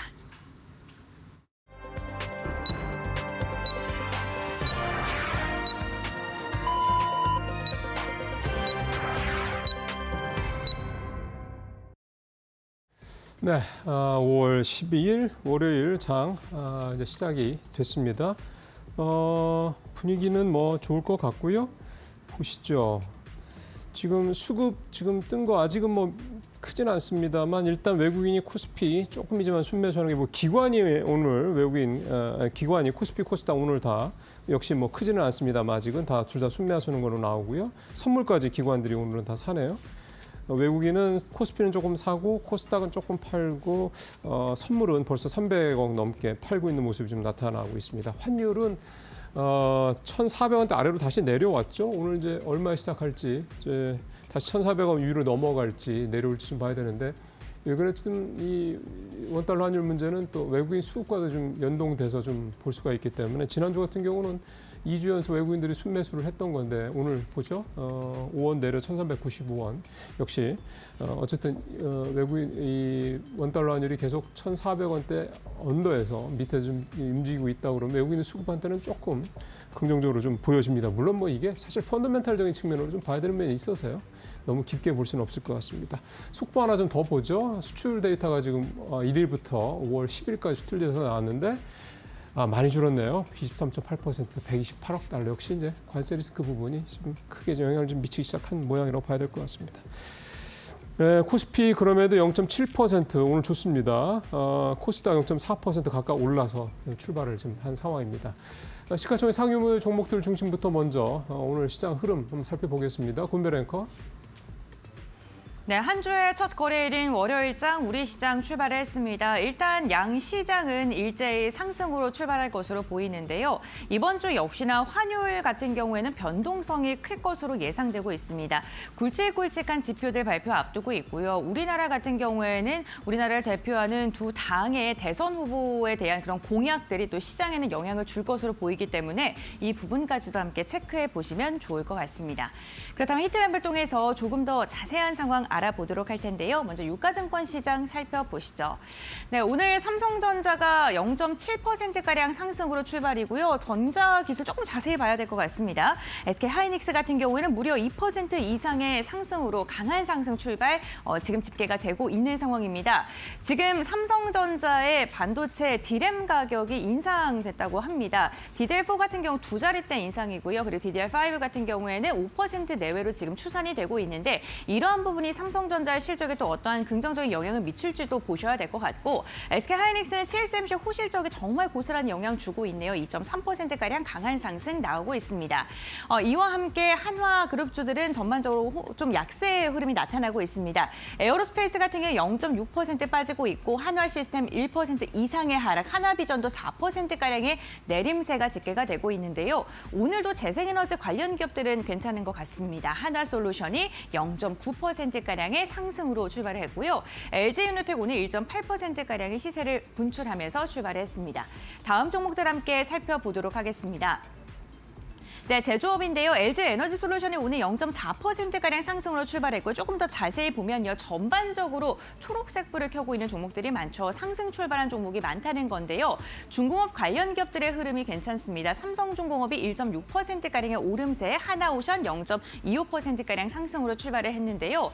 국내 조선 대표를 하는 그 기업들이 또 미국에서 미국 조선과 관련된 사람들을 만난다고 합니다. 고위급 인사들을 만난다고 하는데, 이러한 부분이 또 조선 관련 기업들에 어떠한 영향을 미칠지도 우선 시장에서는 긍정적으로 해석하고 있고요. 오늘 좀 주목을 하셨던 게 원전 르네상스와 관련해서 원전주들 어떻게 움직일까 보셨을 것 같은데, 두산 에너빌리티가 오늘 2.6%가량의 강한 상승 나오고 있는 상황입니다. 전선주들도 괜찮습니다. LS 일렉트릭 2%, 대한전선 1.6%가량 상승하고 있고요. 오늘 지금 이렇게 두 가지 섹터를 보게 됐을 때 방산주들이 상대적으로 약하네요. 현대로템이 4.7%가량의 하락세가 나오고 있습니다. 네, 다음 종목들도 한번 살펴보도록 하겠습니다. 오늘 금융주들은요, 혼조세가 펼쳐지고 있는 가운데 신한금융이 1% 이상의 상승이 나오고 있고, 약간 이날 시장이 좀 부정적으로 해석하고 있는 것 같습니다. 의료기술 쪽 좀 자세히 보도록 할 텐데요. 전반적으로 조금 대형주들이 하락으로 출발을 한 모습입니다. 삼성바이오로직스가 오늘 0.9%, 1% 가까이 하락했고, 셀트리온이 3% 이상의 강한 낙폭 보이고 있습니다. 이와 함께 대웅제약 SK바이오팜 역시나 전반적으로 1% 내외의 강한 하락이 나오면서 오늘 의약품과 관련된 대형주들의 흐름은 그다지 좋지 않다는 점 체크해 보셔야 될 것 같습니다. 완성차 기업들도 함께 확인해 보시죠. 오늘 완성차 기업들을 살펴보게 된다면 현대차와 기아는 일제히 상승으로 출발했고요. 호실적 발표한 고려현 오늘도 3.5%가량의 오름세, 그리고 인터넷 대형주들도 오늘 전반적으로 상승 출발을 했습니다. 이렇게 코스피 유가증권 시장의 출발 상황 확인을 해봤고요. 다음은 코스닥 보도록 하겠습니다. 코스닥도 혼조세가 펼쳐지고 있습니다. 우선 의약품 관련된 섹터들 보게 된다면 전반적으로 하락으로 출발한 가운데 클래시스, 휴젤, 그리고 이와 함께 파마리서치와 모습과 같이 미용과 관련된 기업들 위주로 오늘 상승을 한 모습이고요.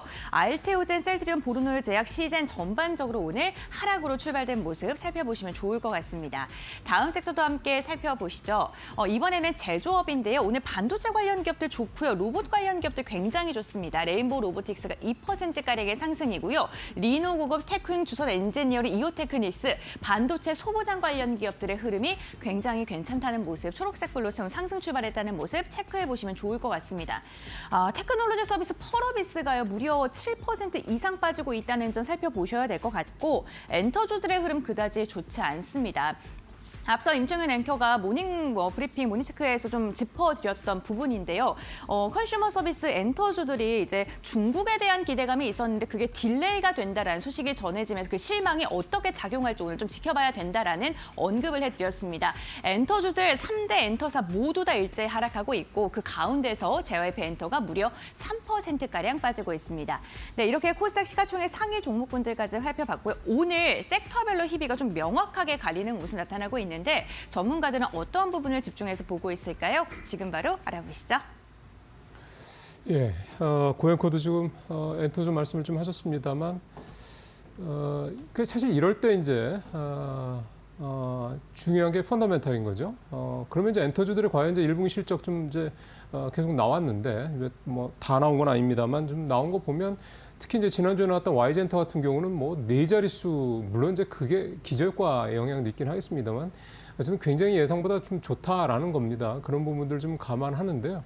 따져보면 지금 엔터주들의 특히 1분기 실적에 여러 가지 보면 그 앞으로 나올 것들, 예를 들어서 YG엔터만 하더라도 이제 블랙핑크 완전체가 이제 3분기인가요? 그때 이제 나온다고 그러죠. 뭐 그런 것들이 아직 반영이 안 된 상태에도 불구하고 이렇게 좋은 모습을 보이고 있다는 거는 그 이후에 또 기대해볼 만하다는 거죠. 그러니까 어떻게 보면 이런 악재들이 나왔을 때가 어떻게 보면 좀 또 뭐 들어가 볼 수 있을 만한 그런 기회가 아닐까 생각이 좀 듭니다. 아직 뭐 실제로 더 좋은 아이템들이 지금 아직 나오지도 않은 상태이기 때문에 어쨌든 이런 상황들을 잘 이렇게 좀 유념하시면서 좀 대응하시면 좋을 것 같습니다. 자, 이제 두 분 출발상 어떻게 좀 보시는지 말씀 좀 들어보죠. 김 대표님은 오늘 출발상 어떻게 좀 평가하고 계십니까?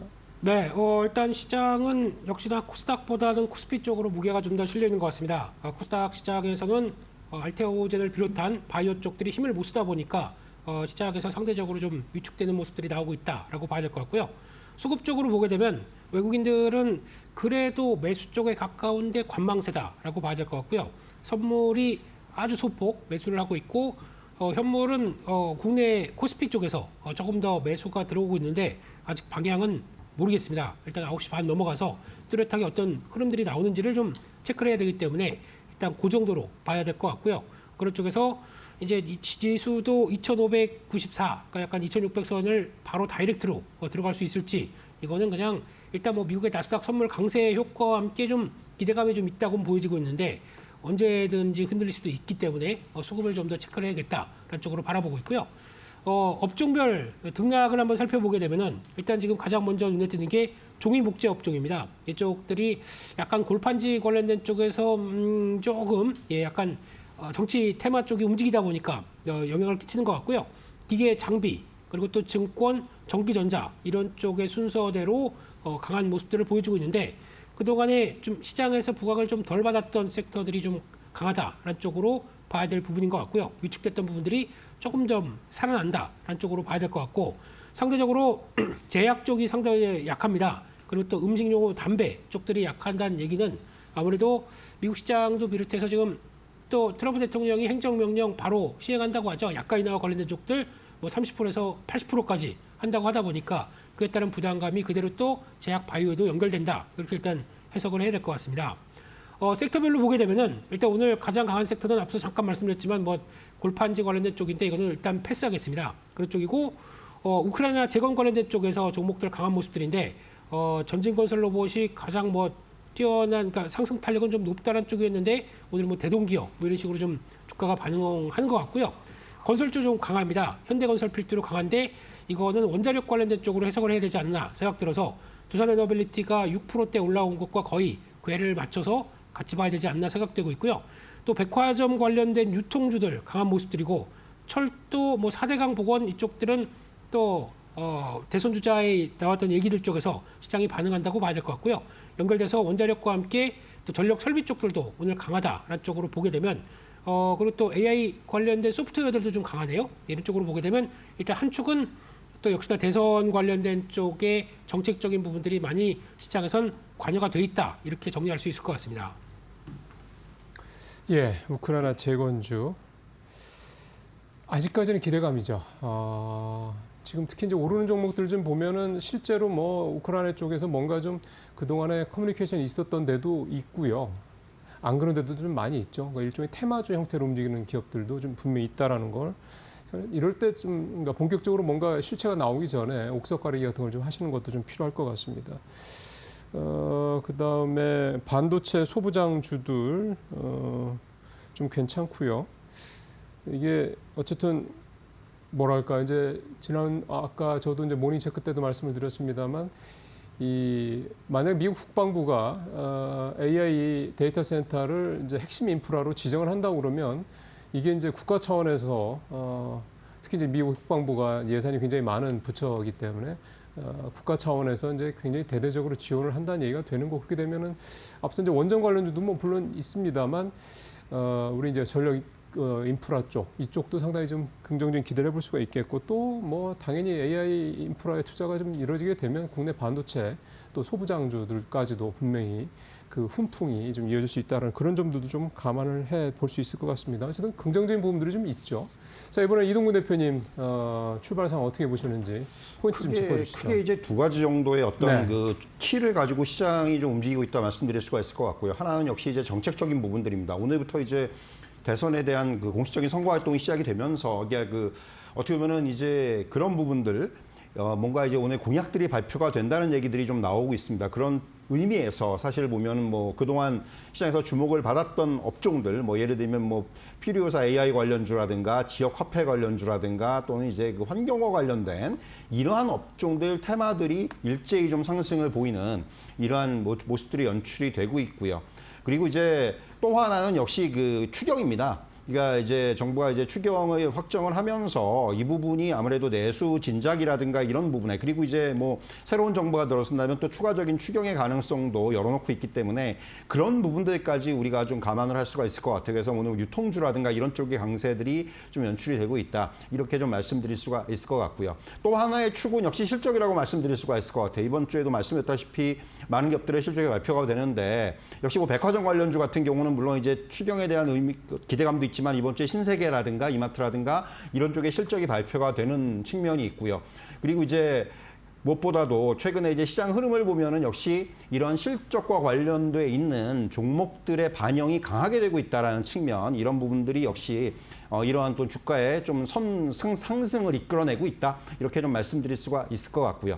반면에 이제 앞에서 앵커께서도 말씀을 해주셨지만 사실 이제 엔터 관련주들이 오늘 상당히 좀 약한데 뭐 기사에서 보셨겠지만은 이제 그 중국 공연을 하기로 돼 있었던 이펙스라는 그 아이돌 그룹의 그 공연이 좀 취소가 됐어요. 이 부분이 아무래도 이제 투자 심리에 영향을 주고 있다. 근데 이제 사실 이번에 1분기 실적도 많은 기업들이 발표가 됐고 이번 주에 JYP도 발표가 됩니다만은 사실 실적을 보시면은 사실 실적은 분명히 이제 좋아지고 있는 건 맞고요. 그래서 이제 엔터 같은 경우는 사실 보면은 이제 그 한한령 해제라든가 이런 중국 모멘텀은 사실 저는 플러스 알파라고 생각을 합니다. 지금 기존에 그 부분을 제외하더라도 올해 이제 그 대표 아티스트들의 컴백이라든가 월드 투어라든가 이런 부분들이 이제 진행이 되면서 실적의 실적의 성장세는 이어질 것으로 예상이 됩니다. 그런 부분들을 감안한다면은 엔터 관련주들이 이렇게 뭔가 돌발적인 악재라든가 이런 부분들이 나와서 주가가 좀 약세를 보이는 것이 오히려 좀 하나의 매수 기회가 될 수도 있겠다. 이런 또 말씀도 좀 드릴 수가 있을 것 같고요. 뭐 오늘 바이오 같은 경우도 이제 앞에서 말씀하셨다시피 약가 인하라든가 이런 부분 때문에 좀 약세를 보이고 있는데 향후에 그런 미국의 정책이라든가 이런 부분들이 어떻게 진행이 될지를 계속해서 우리가 팔로우하면서 좀 대응할 필요가 있다. 이렇게 정리해 드릴 수가 있겠습니다. 예. 그 결산 펀더멘털이 중요하다는 생각을 좀 두 분 말씀 들으면서 다시 한번 듭니다. 그러니까 뭔가 이렇게 흔들릴 때, 시장이 흔들릴 때 그 흔들리는 이유가 정말 펀더멘털한 문제냐 아니면 그냥 어떤 일시적인 돌발 악재냐 이런 부분들을 좀 이렇게 좀 계속해서 좀 분석을 해보면서 이렇게 따라가다 보면 좀 좁혀지지 않을까 그런 생각이 좀 드네요. 9시 16분 다 돼갑니다. 섹터별 상황 살펴볼 시간입니다. 권별 앵커. 네, 국내 증시 개장하지 한 16분여가 흐른 상황입니다. 싱크풀을 통해서 오늘 투자자의 검색 빈도가 높은 섹터부터 살펴보시죠. 네, 오늘 투자들의 검색 빈도는요, 대선 후보자분들로 이제 좀 쏠려 있는 모습입니다. 특히나 국민의힘 후보로 지명된 김문수 후보에 대한 검색 지금 가장 많이 하고 있는데요. 선관위 후보에 등록을 했다 이러면서 이로 인해 오늘부터 뭐 여러 가지 공약들을 발표하고 있는데요. 관련해서 검색도도 좀 많은 것으로 보이고 김문수 테마주들 오늘 강한 상승 나오고 있습니다. 이준석 후보에 대한 검색도 많이 하고 있습니다. 다만 정치 테마주 성향이 크기 때문에 역시나 급등락에 좀 유의를 해주셔야 된다는 점 살펴보셔야 될 것 같습니다. 퓨리오사 AI, 우크라이나 재건 그리고 원전 관련돼서도 검색을 많이 하고 있습니다. 우크라이나 재건은 지정학적 리스크 해소에 대한 기대감 때문에 오늘 검색하고 있고 원전 관련해서는 역시나 미국에 대한 영향이 있겠죠. 트럼프가 원전 르네상스에 대한 이야기를 하면서 2050년까지 원전 용량을 4배가량 늘리겠다라고 이야기를 했습니다. 이로 인해 오늘 기대감 주가의 강세로 이어지고 있습니다. 이와 함께 일자리 퓨리오사 AI와 같이 정책 테마주에 대한 검색도 많이 하고 있다는 점 체크해 보셔야 될 것 같습니다. 그렇다면 수급 상황은 어떻게 흘러가고 있을까요? 우선 유가증권 시장의 투자자의 선택 보겠습니다. 오늘 명확하게 강한 매수나 매도를 보이고 있는 주체는 현재 보이진 않습니다. 다만 외국인과 기관이 100억 원가량 사이좋게 담아내고 있다는 점이 특징적이고요. 개인이 200억 원가량의 순매도가 집계가 되고 있습니다. 다음으로는 코스닥 함께 살펴보겠습니다. 코스닥 같은 경우에는 오늘 반대로 개인만 홀로 담아내고요. 외국인과 기관의 쌍끌이 매도세가 확인이 되고 있습니다. 다만 미중 협상에 대한 이야기가 딱 명확하게 나오기 전까지 시장은 좀 경계감이 클 것으로 보이고요. 수급에서도 여실히 느껴지고 있습니다. 다음으로는 상승률 상위 종목 함께 보겠습니다. 유가증권 시장 살펴보시죠. 네, 오늘 1위부터 4위까지요. 지금 정치 테마주가 줄지어 이루고 있습니다. 김문수 대선 후보의 정치 테마주로 엮여있는 종목들이 지금 20% 이상 가격 제한폭까지 상승하고 있는 모습 나타나고 있고요. 5위에 있는 윌비스 같은 경우 15% 역시나 일자리와 관련돼서 움직임 가져가고 있습니다. 다음으로는 코스닥 상승률 상위 종목 함께 보시죠. 네, 오늘 시장에 신규로 입성한 로켓헬스케어가 73%가량의 상승력 나오면서 19,000원 선 터치하고 있는 모습입니다. AI 재생치료 관련된 기업이고요. 최근에 시장 분위기가 조금 우호적으로 변화하면서 시장에 새롭게 신규 입성한 공모주들의 흐름이 신규 상장주들의 흐름이 굉장히 좋다는 점도 체크해 보시면 좋을 것 같고 넥스타이가 오늘 가격 제한폭까지 상승했고요. 오늘 제약바이오 전반적으로 안 좋은데 케오젠 같은 경우에는 황반변성 치료제 관련 기업이죠. 25%가량의 오름세, 벨로프 23%, 세원물산도 24%가량의 상승력 나타나고 있는데요. 중국과의 좀 호재 이슈가 있는 기업들을 중심으로도 오늘 일부 종목으로는 매수세가 강하게 유입되고 있습니다. 네, 이렇게 개장 직후에 눈여겨볼 만한 강한 시세를 분출하고 있는 종목들 살펴봤고요. 전문가들은 어떤 종목 선택했을까요? 지금 바로 알아보시죠. 자, 이제 두 분이 종목들 어떤 것들 눈에 띄고 눈에 좀 주목하고 보시는지 한 말씀 좀 들어보겠습니다. 김민 대표님은 어떤 게 보이십니까? 네, 여전히 시장에서 AI 관련된 쪽들이 관심이 높은 것 같습니다. 앞서 김문수 대선 후보도 10대 공약 발표하는데 AI 관련된 쪽이 세 번째 들어가 있더라고요. 그런 쪽에서 아마 시장에서도 이번에 계속 AI 쪽들이 여러 가지를 이끌어가겠다는 쪽에 대한 기대감들을 이어가고 있는데 그쪽에서 폴라리스 AI가 주가의 강세 계속 이어가고 있고요. 지금 현재 한 15%대 올라가면서 좀 갭상승을 하는 모습들로 보여지고 있고요. 그런데 일단 지금 이를 정책에 어떻게 활용하겠느냐, 어떤 식으로 이용하겠느냐라는 쪽들에 대한 변화나 그리고 또 자금을 얼만큼 투여하겠다고는 하는데 그게 이제 어떤 현실적으로 조달을 할 수 있을지 아직은 잘 모르겠습니다. 그럼에도 불구하고 일단 시장엔 기대감들이 계속 AI 소프트웨어 쪽으로 조금 더 형성되면서 나오고 있다. 이 점은 계속 또 하나의 트렌드일 수 있기 때문에 지켜봐야 될 것 같고요. 두 번째로 태양광 쪽에서 HD 현대에너지솔루션의 주가가 강세를 보이고 있습니다. 지금 현재 9%대 올라가기 시작하면서 시장에서 강한 탄력들을 이끌어가고 있는 모습이다라고 봐야 될 것 같고요. 특히 정책적인 부분들 같은 경우도 신재생이 우선이다라고 했던 이재명 후보의 발언도 있었지만은 그와 함께 또 시장 분위기가 이번에 썬런 그리고 또 솔라에너지 모두 다 이번 실적들 상당히 좋게 발표를 했고요. 그와 함께 내년, 그러니까 올해 하반기 같은 경우도 빠르게 실적에 대한 개선세 이어갈 것이다. 라는 부분들이 이어지다 보니까 그에 따른 태양광 쪽의 분위기 나쁘지 않다고 봐야 될 것 같고요. 기존에 한화솔루션이 가던 분위기를 일단 추가적으로 같이 속도를 내기 시작한다라는 쪽에서 바라보고 있는데, 근데 아쉽지만 아직까지는 실적이 그렇게 강하게 턴한 모습들을 좀 보여주지 못했기 때문에 이를 좀 확인해야 되지 않나 생각은 하고 있습니다. 마지막으로 유통 쪽에서 현대백화점의 주가가 강합니다. 지금 현재 8%대 상승세를 보이면서 어떤 계단식 상승을 계속 보여주고 있는 대표적인 모습들이라고 봐야 될 것 같고요. 이제 앞으로 보여줄 수 있는 어떤 경기에 대한 개선 기대감, 매수에 대한 회복 기대감들이 반영된다고 보여지고 있는데, 그와 함께 나왔던 리포트가 오늘 또 자극을 했다고 봐야 될 것 같고요. 이번에 지누스 매트리스 업체죠. 이쪽에 대해서 실적 좋게 나왔다라는 쪽들과 함께 면세점도 어려운 점 끝났다라는 쪽에서 이제 앞으로 전 사업부가 개선될 것이다라는 기대감 때문에 주가가 탄력을 받아가는데, 그동안에 팔았던 외국인들이 오늘은 매수로 들어오기 시작하네요. 이런 쪽들이 주가의 탄력을 좀 더 이끌어갈지 계속 또 눈여겨봐야 될 것 같습니다. 네, 자 이번에 이동구 대표님 어떤 종목들 눈여겨보고 계신지 말씀 좀 들어보죠. 가장 처음에 제가 한미반도체입니다. 사실 예. 이제 최근에 그 한화 세미텍과의 어떤 그런 이제 그 SK하이닉스와 연관된 이러한 어떤 그 HBM 장비 발주라든가 이런 부분에 노이즈가 생기면서 주가가 좀 이제 부침을 겪었는데, 오늘 아침에 아마 기사 보신 분들 있을 거예요. 한화 세미텍 HBM 장비 발주를 SK하이닉스가 좀 이연을 시켰어요. 미뤘습니다.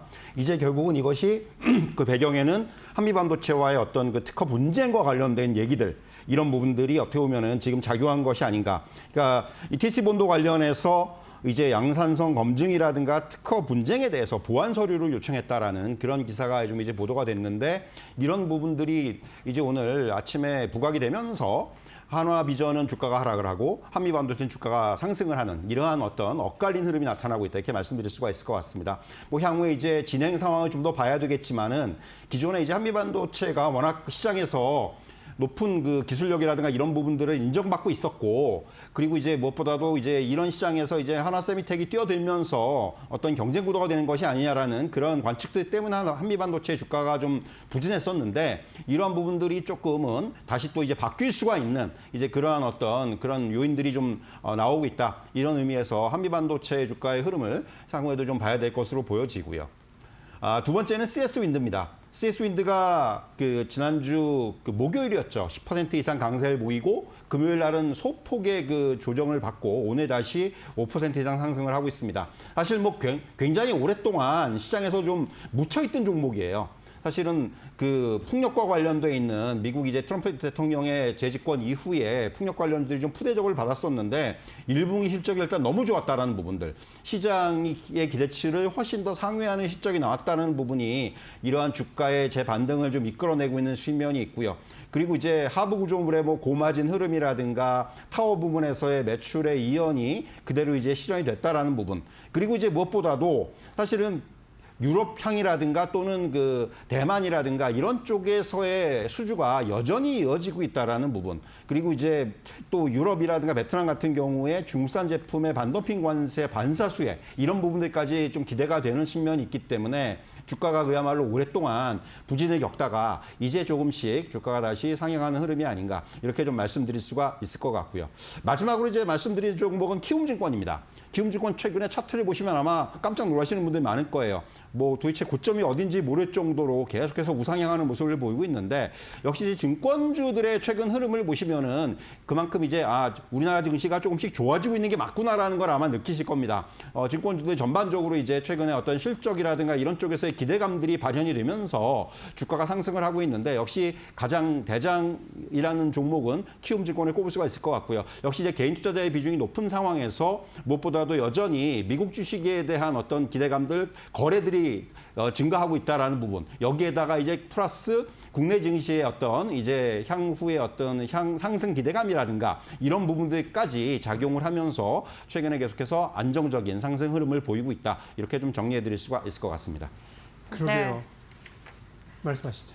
알겠습니다. 어쨌든간 오늘도 세 가지 섹터에 대해 좀 짚어주셨는데요. 가장 먼저 반도체 부분 이야기하면서 한미 반도체에 대한 이야기 해주셨고 친재생에너지에 대해서 최근 긍정적인 이야기 좀 많이 나오고 있는 것 같습니다. 그리고 마지막으로는 역시나 시장에 주목받고 있는 증권 관련 기업들에 대한 이야기 해주셨습니다. 최근에 은행 관련 기업보다 증권주의 수익률이 훨씬 더 좋다라는 이야기도 있으니까 참고해 보시면 좋을 것 같고요. 이제 그럼 두 분과 함께 오늘장 키포인트 정리해 볼 텐데 먼저 김 대표님 말씀해 주시죠. 네, 일단 시장은 기대감은 높지만 조금 경계해야 될 것 같습니다. 2600선 근접까지 먼저 들어왔는데 수급은 바뀐 게 그렇게 크게 없다고 하게 되면 먼저 좋아질 것이다라는 부분들이 시장에 반영됐다라고 보여주고 있기 때문에 쫓아가거나 추격 매수하기는 좀 부담스럽다라는 쪽으로 봐야 될 것 같고요. 오히려 좀 약간 덜어놨다가 시장을 바라보시는 게 좀 좋지 않나라고 봐야 될 것 같고 오늘은 완전히 섹터가 그동안에 가던 섹터 외에 약간 좀 시장의 성격이 바뀌고 있다라는 쪽에서 내수 관련된 쪽들을 좀 더 챙겨보고 있는 모습들이고요.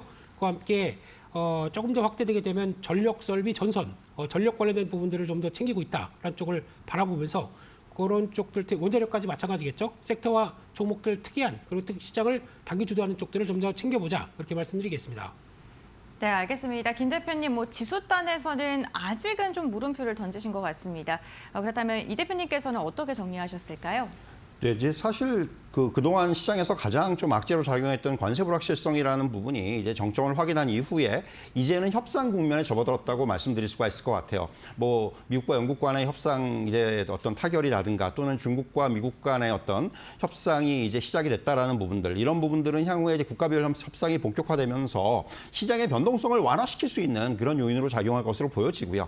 결국 그런 부분들이 어떻게 보면 시장의 지금의 가장 중요한 그런 좀 불안감을 상쇄해 주는 가운데에서 앞서도 잠깐 언급드렸지만은 특히 이제 우리나라 그 시장에 있어서의 어떤 최근에 자금의 유입, 예탁금의 증가세라든가 이런 부분들이 나타나고 있다라는 부분은 상당히 좀 긍정적인 부분이 분명히 있다. 그래서 시장에 대해서는 이제는 그야말로 좀 이제 그 부정적인 국면을 지나면서 이제는 조금은 리스크 온의 그런 관점에서 시장을 바라봐도 되는 그런 시점이 아닌가. 다만 저도 이제 김 대표님과 마찬가지로 좀 이제 경계감을 또 놓칠 수는 없어요. 오늘 같은 경우도 지금 2600선을 돌파하려는 시도가 장 초반에 나타나다가 지금 조금씩 이제 이 부분이 상승 탄력이 둔화가 되고 있습니다. 그렇기 때문에 아직은 무턱된 어떤 그런 낙관론보다는 시장을 계속해서 확인하면서 그런 대응이 필요한 그런 상황이다. 이렇게 좀 정리해 드릴 수가 있을 것 같습니다. 네, 알겠습니다. 시장의 방향성 안개가 서서히 걷히고는 있습니다만 아직까지 명확하게 나오진 않았다. 이렇게 두 분 말씀 정리할 수 있을 것 같습니다. 오늘 개장 직후 상황 함께 알아봤고요. 오늘 말씀은 여기까지 듣겠습니다. 고맙습니다. 수고하셨습니다.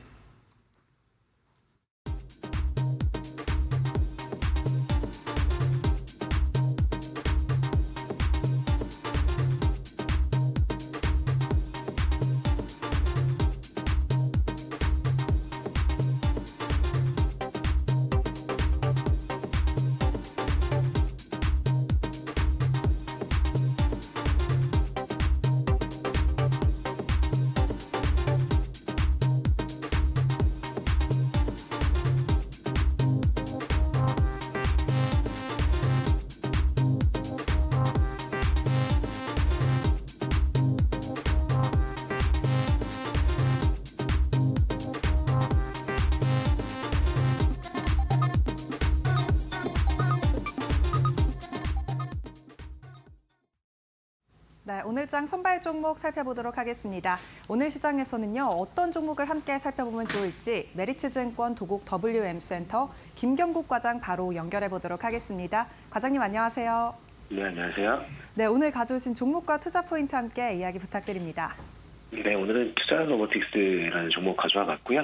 투자 포인트 좀 몇 개 말씀드리도록 하겠습니다. 일단 동사 같은 경우에는 이제 글로벌 협동 로봇을 활용한 로봇 솔루션 전문 기업이다 이렇게 좀 생각하시면 될 것 같고요. 동사가 이제 시장에 후발로 진입했음에도 불구하고 경쟁사 대비해서 독보적인 제품 라인업을 통해서 외형 성장을 가파르게 좀 진행 중이다 그렇게 좀 말씀드리고 싶습니다. 현재 이제 글로벌 협동 로봇 시장에서 점유율이 5% 내외를 차지할 정도로 성장을 했는데 일단 동사 같은 경우에는 이제 북미 매출 비중이 40%를 상회하고 있는 상황에 있습니다. 근데 좀 우려스럽게도 1분기에 실적 발표를 했는데 영업적자가 일단 121억 원 정도가 나왔습니다. 그래서 어닝 쇼크를 기록을 했는데 작년 동기 대비해서 69억 원 정도 적자였으니까 일단 적자폭이 좀 확대되는 그런 모습이었습니다. 이제 적자폭 확대 요인은 이제 사측에서는 이제 관세 우려로 인한 고객과 딜러사의 이제 투자 집행 연기가 일단은 조정이 발생하면서 1분기 실적이 조금 빠졌다 이렇게 좀 말씀을 하고 있는데 사실 이런 부분보다는 이제 최근 레인보우 로보틱스를 비롯한 이제 로봇 관련 섹터의 가격 조정이 크게 나오고 있는 상황이었기 때문에 이 부분이 이제 주가에 반영이 된 것이다 이렇게 좀 보고 있습니다. 또한 이제 일론 머스크의 일단은 테슬라가 휴머노이드 로봇 쪽에서는 상당히 좀 선두적인 지위를 보이고 있었는데 미국 쪽에서도 일론 머스크의 테슬라가 주가가 많이 하락하면서 이런 부분도 센티적인 로봇 섹터에 대한 영향을 줬다 이렇게 좀 보고 있고요. 반면에 이제 뭐 의료용 로봇 섹터 같은 경우에는 반면에 이제 다른 로봇 섹터 대비해서는 조금 양호한 그런 모습을 보여줬습니다. 사실 로봇 섹터 같은 경우에는 이익을 많이 내는 것보다는 일단 내러티브, 그러니까 로봇에 대한 내러티브와 센티의 영향을 많이 받기 때문에 사실 이번 실적 시즌 들어가면서 로봇 섹터 같은 경우에는 실적이 그렇게 많은 실적을 내는 회사가 없었기 때문에 일단 차익 실현 욕구가 굉장히 좀 강했던 것 같고요. 그러면서 이제 섹터 전반에 조정이 많이 들어온 것으로 보고 있습니다. 그래서 사실 실적 시즌 이후에는 충분히 주가가 돌려나가는 흐름이 나올 것 같고요. 그래서 사실 로봇 섹터 전반의 주가 흐름은 하반기로 갈수록 조금 양호해지는 흐름이 나올 가능성이 있다. 좀 그렇게 보고 있습니다. 네, 최근 이 로봇 관련 섹터가 조금 부진한 흐름을 보였다라고 이야기해 주셨는데 현재 주가 부분이 조금 저점 매수 구간이라고 이야기해 주셨습니다. 그렇다면 앞으로 전략은 어떻게 세워보는 게 좋을까요? 가격 전략도 함께 부탁드립니다. 네, 맞습니다. 일단은 아까 내용 중에 말씀드렸던 부분이 뭐냐면 이제 테슬라의 가격 반등이 굉장히 제일 중요하다 이렇게 좀 말씀드렸는데 최근 이제 테슬라가 저점을 좀 확인하고 이제 하방을 키우는 요인보다는 이제 상방 쪽을 키울 여력이 좀 많은 것으로 보고 있습니다. 그래서 기술적으로 충분한 조정을 받은 현재가에서는 매수가 가능하다 이렇게 좀 보고 있고요. 목표 주가는 6만 원 그리고 손절 라인은 4만 2천 원 정도로 잡아도록 하겠습니다. 네, 매수가는 충분한 조정을 받고 있는 현재가라고 말씀해 주셨고요. 목표가는 6만 원 부근, 또 손절가는 4만 2천 원 제시해 주셨습니다. 오늘 말씀은 여기까지 듣도록 하겠습니다. 고맙습니다. 네, 감사합니다. 네, 오늘 종목은 두산 로보틱스입니다. 투자 참고에 활용하시고요. 지금까지 오늘장 선발 종목 알아봤습니다.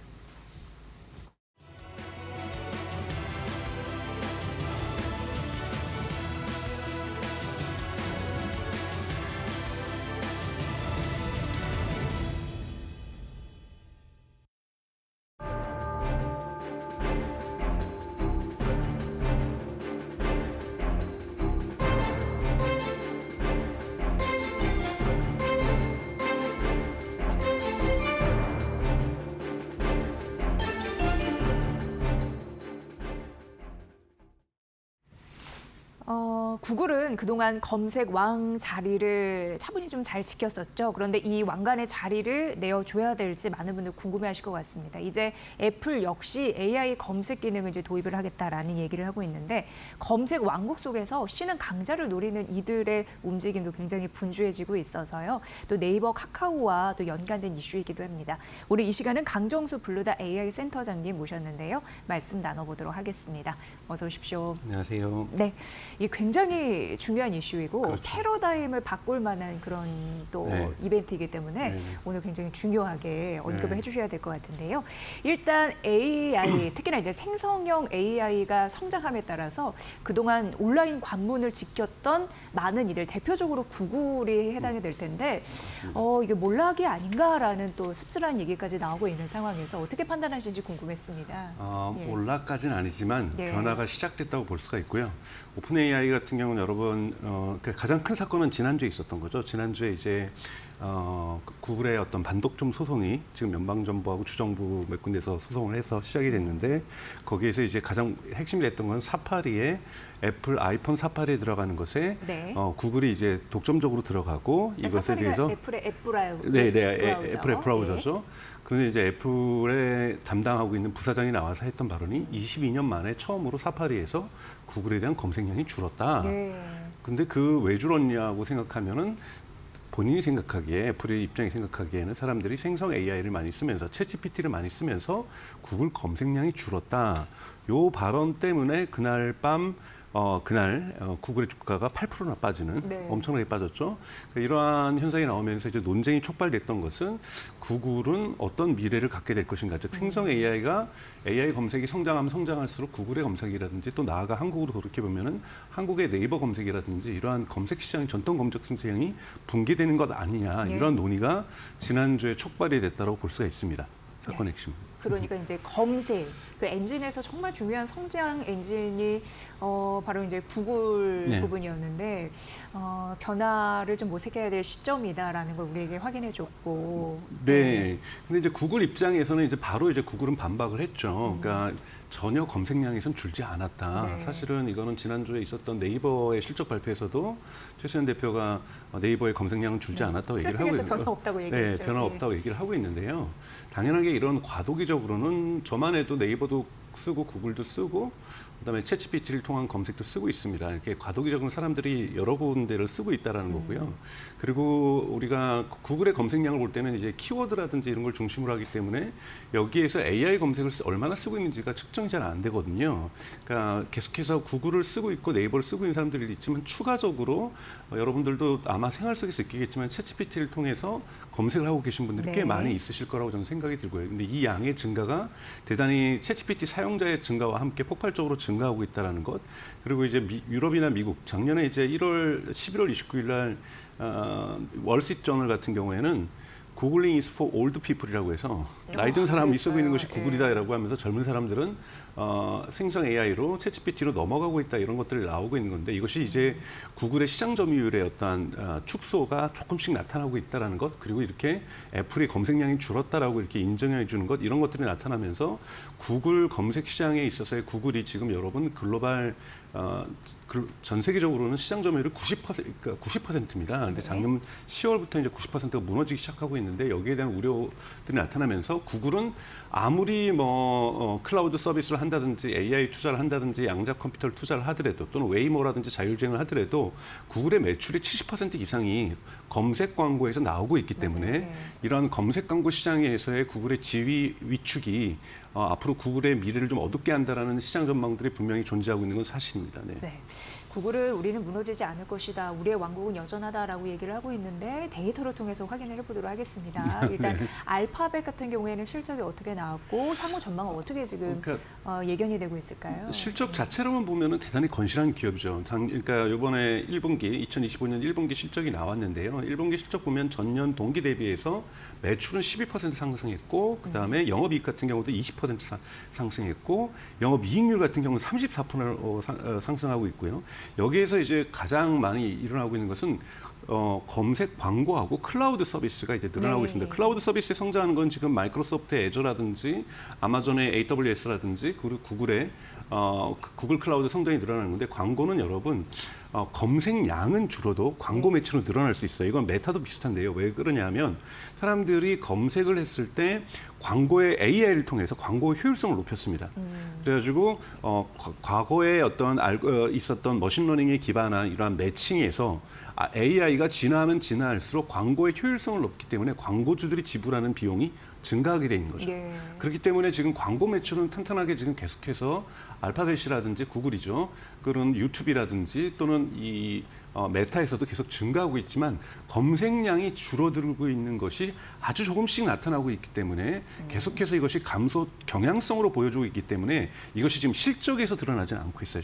실적은 대단히 견고합니다. 그렇기 때문에 이러한 정도면 골드만삭스에서도 지난주에 나왔던 것은 투자를 갖다가 위축해야 될, 그러니까 목표가를 하향 조정해야 될 상황은 아니다 전혀 이렇게 평가를 하고 있는 거죠. 근데 이것이 단기간에 있어서 저는 2025년에 있어서 구글의 주가가 크게 빠진 일들은 없을 수 있겠지만 여러분 입장에서 보셔야 될 것은 오픈 AI가 처한 상황이 있고 오픈 AI 인기도 이 두 가지를 고려해야 됩니다. 오픈 AI가 작년에 여러분 이 적자가 50억 달러의 적자를 봤어요. 50억 달러면 정말 한국 돈으로 한 7조 정도가 되는 거죠.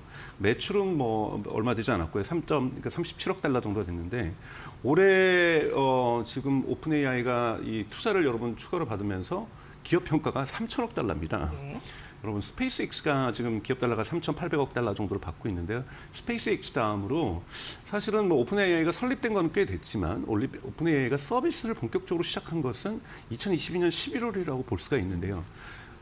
이게 2년 반 만에 기업 가치가 여러분 3천억 달러가 된 겁니다. 이걸 하기 위해서 메타는 과거에 페이스북이죠. 12년 걸렸어요. 이 부분을 이렇게 짧게 만들어내고 있는 거고 그렇다면은 이 3천억 달러에 준하는 매출을 만들어내야 됩니다. 그렇죠. 이 매출을 만들어내려면은 지금 올해 목표로 하는 것이 작년 대비 한 3배가 늘어나는 127억 달러 정도를 지금 목표로 하고 있거든요. 이걸 만들기 위해서는 그냥 챗GPT 20달러씩 내는 것만으로는 돈을 벌 수가 없는 거죠. 네. 이건 지금 2천만 명이 채 되지 않습니다. 근데 여러분 지브리 사건 이후로 지금 오픈 AI의 챗GPT의 그 이용자들이 지금 전 세계적으로 8억 명 가까이 늘어나고 있는 거고 그러다 보니까 이걸로 돈을 벌 수가 있는 거잖아요. 이걸 10억 명이 되고 10억 명이 되면 구글이나 인스타그램 여러분 무료로 사용하시지만 광고라든지 다양한 서비스를 통해서 지금 여러분들 무료로 사용하는 거고 구글이나 애플은 많은 돈을 벌고 있는 거죠. 그러니까 오픈 AI가 지금 선언하는 것은 지금 AI 검색은 작년 10월부터 시작을 했고요. 네. 여기다가 지금 소셜 네트워크 구축을 하겠다. 그래서 지금 현재 인스타그램을 총괄하고 있는 이 오픈 AI 서비스를 총괄하고 있는 사람은 인스타그램을 창업한 사람이에요. 이 사람을 들어왔고요. 생태계에 대해서 잘 알고 있네요. 네네. 그러니까 그 소셜 미디어에 대해서 잘 알고 있는 거고요. 그다음에 이번에 인스타카트라고 하는 미국에 있는 일종의 과거에는 이제 배송하고 우리나라는 조금은 쿠팡과 배달의 민족의 중간쯤에 있는 것이라고 할 수 있는데 인스타카트라는 건 하여튼 이커머스 기업이죠. 여기 대표를 여기 또 쇼핑 총괄로 데려왔고 2주 전부터는 여러분 챗GPT에서 쇼핑이 시작되고 있습니다. 네. 여러분들 한국어로도 가능하니까 한국어로 제품을 검색하면은 관련된 쿠팡의 링크라든지 다나와 링크들이 연결이 되기 시작하고 있거든요. 그러니까 이건 뭐냐면 오픈 AI가 성장하기 위해서 막대한 규모의 10억 명이든 20억 명이든 이용자 규모를 확보하면서 성장하기 위해서는 구글의 검색 광고 시장을 가져와야 되는 거고 필요하다면 아마존이나 한국으로 좀 쿠팡에 또는 네이버 쇼핑에 이 쇼핑 시장도 일부 가져와야 된다는 겁니다. 그러니까 그러니까 AI라고 하는 새로운 시장을 만들어서 3천억 달러에 준하는 기업 가치를 평가받기에는 매우 제한적이다. 그렇기 때문에 기존에 있는 소셜 네트워킹 서비스, SNS 서비스, 검색 서비스, 쇼핑 서비스를 가져오게 될 거고 SNS를 여러분 만약에 서비스를 하게 된다면 DM이라는 기능이 있죠. 인스타그램에. 그건 뭐냐면 메시징 서비스까지 갈 수가 있다는 거죠. 그러면은 한국 기업으로 치면은 네이버의 시장도 공략할 것이고 네이버 쇼핑 시장도 공략할 것이고 쿠팡의 시장 그리고 카카오 시장까지도 공략하겠다라는 뜻을 갖고 있는 거죠. 그러니까 즉 타 시장들의 점유율들을 매출들을 뺏어오지 않으면 자신이 성장할 수 없는 운명에 처해 있다라는 거고 오픈 AI는 이걸 위해서 큰 돈을 투자를 받았고 300억 달러를 지금 투자를 받았죠. 그래서 400억 달러를 투자받았고 3천억 달러의 밸류에이션을 지금 받고 있는 거고 이걸 정당하기 위해서 오픈 AI는 끊임없이 확장하고 있는 거고 저 그림에서 보시는 것처럼 지금 한국의 이용자 규모도 정말 챗GPT가 작년엔 저러지 않았거든요.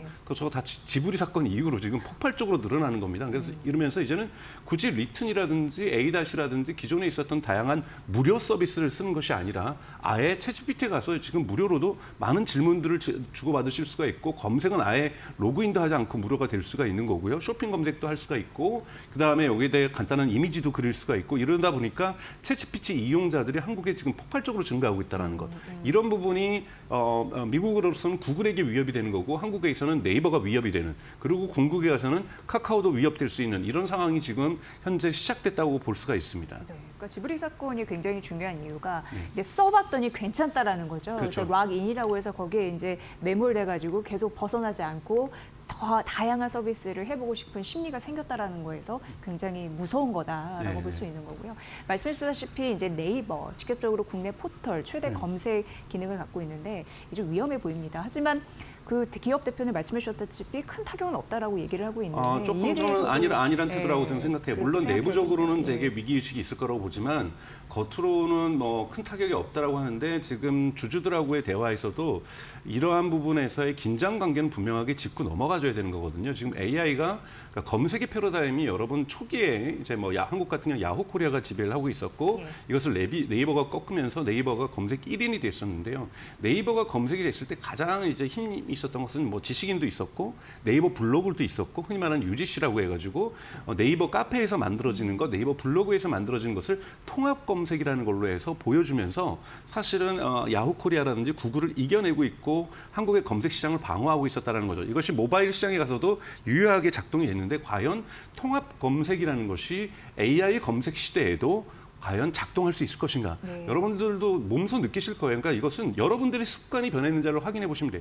여러분들의 습관이 검색할 때 이제는 챗GPT에서 내가 물어봤을 때 이렇게 요약 정리해주고 정보를 좀 더 깊게 얘기해주는 것이 훨씬 더 편하시다고 한다라면은 굳이 네이버를 가서 찾아갈 이유를 못 느끼게 되시는 거죠. 그러니까 이런 부분에서 네이버 같은 경우에는 뭐 요즘 네이버가 검색해서인지 쇼핑해서인지는 저도 조금 헷갈리긴 합니다만 근본적으로 그래도 검색에서 출발하는 거고 검색 시장에 기반을 두고 있기 때문에 네이버가 어떻게 검색 시장에서 다시 한번 오는 도전, 즉 유선에서 무선으로 가면서 스마트폰으로 가면서 왔던 도전만큼 대단히 큰 도전의 물결이 네이버에게 오고 있다는 거고 네이버가 이것을 어떻게 방어할 것인가에 대해서는 그냥 두려움 없다, 뭐 큰 걱정할 필요가 없다가 아니라 구체적인 그들의 전략들을 쉐어홀더하고 즉 주주들과 좀 소통할 필요가 시장과 소통할 필요가 저는 있다라고 저는 생각이 듭니다. 네. 이런 부분이 되어야 사실은 그래도 책임 있는 어떠한 이 주식회사의 어떤 대표로서 모습이 아닌가라고 저는 생각이 듭니다. 네. 네.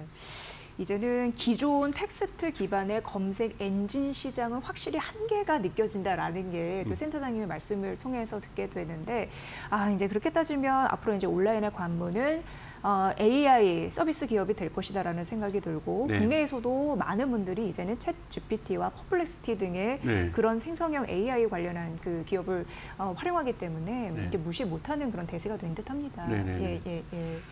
어떻게 좀 정리를 해볼 수 있을까요? 그러니까 하나의 시대가 가고 있는 겁니다, 여러분. 가장 중요한 것은 우리가 습관이 바뀌게 되면은 경제의 틀이 바뀐다라고 했던 클레이 셔키 뉴욕대 사회학교에서 얘기했던 것처럼 여러분 지금 이런 부분을 요즘 컨슈머 AI라고 얘기를 합니다. 네.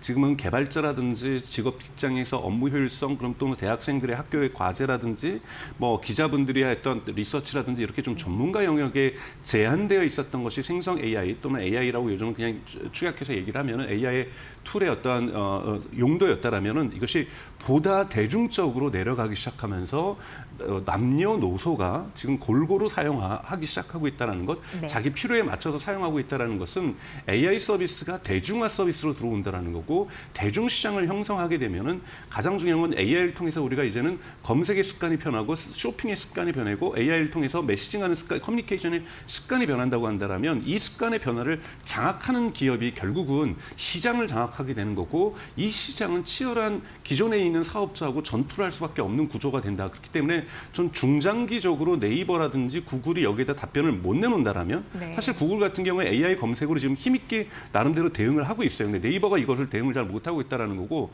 저는 이런 기업들이 중장기적으로 하향세를 겪을 수밖에 없는 기업에 축소될 수밖에 없는 대단히 큰 심각한 도전을 받고 있다는 거고 여러분 투자자들 분들도 롱을 하실 경우에는 장기 투자를 하실 경우에는 반드시 이 부분은 짚고 넘어가셔야 된다고 저는 생각하고 있습니다. 네, 정말 애플 부사장 한마디가 현 AI 시대에 굉장히 중요한 맥점을 찔렀다라는 생각이 듭니다.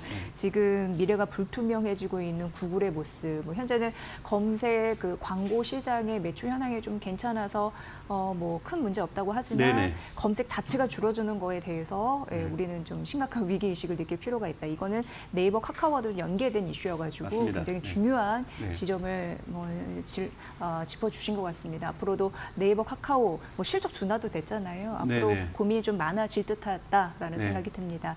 생산형 AI 시대, 뭐 피지컬 AI 시대까지 연결이 되는데 투자 전략 지속적으로 저희가 잘 정리를 해드리도록 하겠습니다. 오늘 이 시간 강정수 블루다 AI 센터장의 분석으로 여러분 함께하셨습니다. 잘 들었습니다. 고맙습니다. 네, 오늘 월요일 시장입니다. 오늘 코스피 시장이 코스닥 시장도 조금 더 올라오고 있는 힘이 있네요. 오늘 코스피는 외국인과 기관의 양 매수가 좀 들어오고 있는 상황이고요. 전반적으로 대내외적인 정책 관련주가 시장을 좀 리딩하고 있다. 이렇게 좀 정리를 해드리도록 하겠습니다. 잠시 후에 마켓나우 2부에서 오전장 전략 구체적으로 세워드릴게요. 저는 잠시 후에 뵙도록 하겠습니다.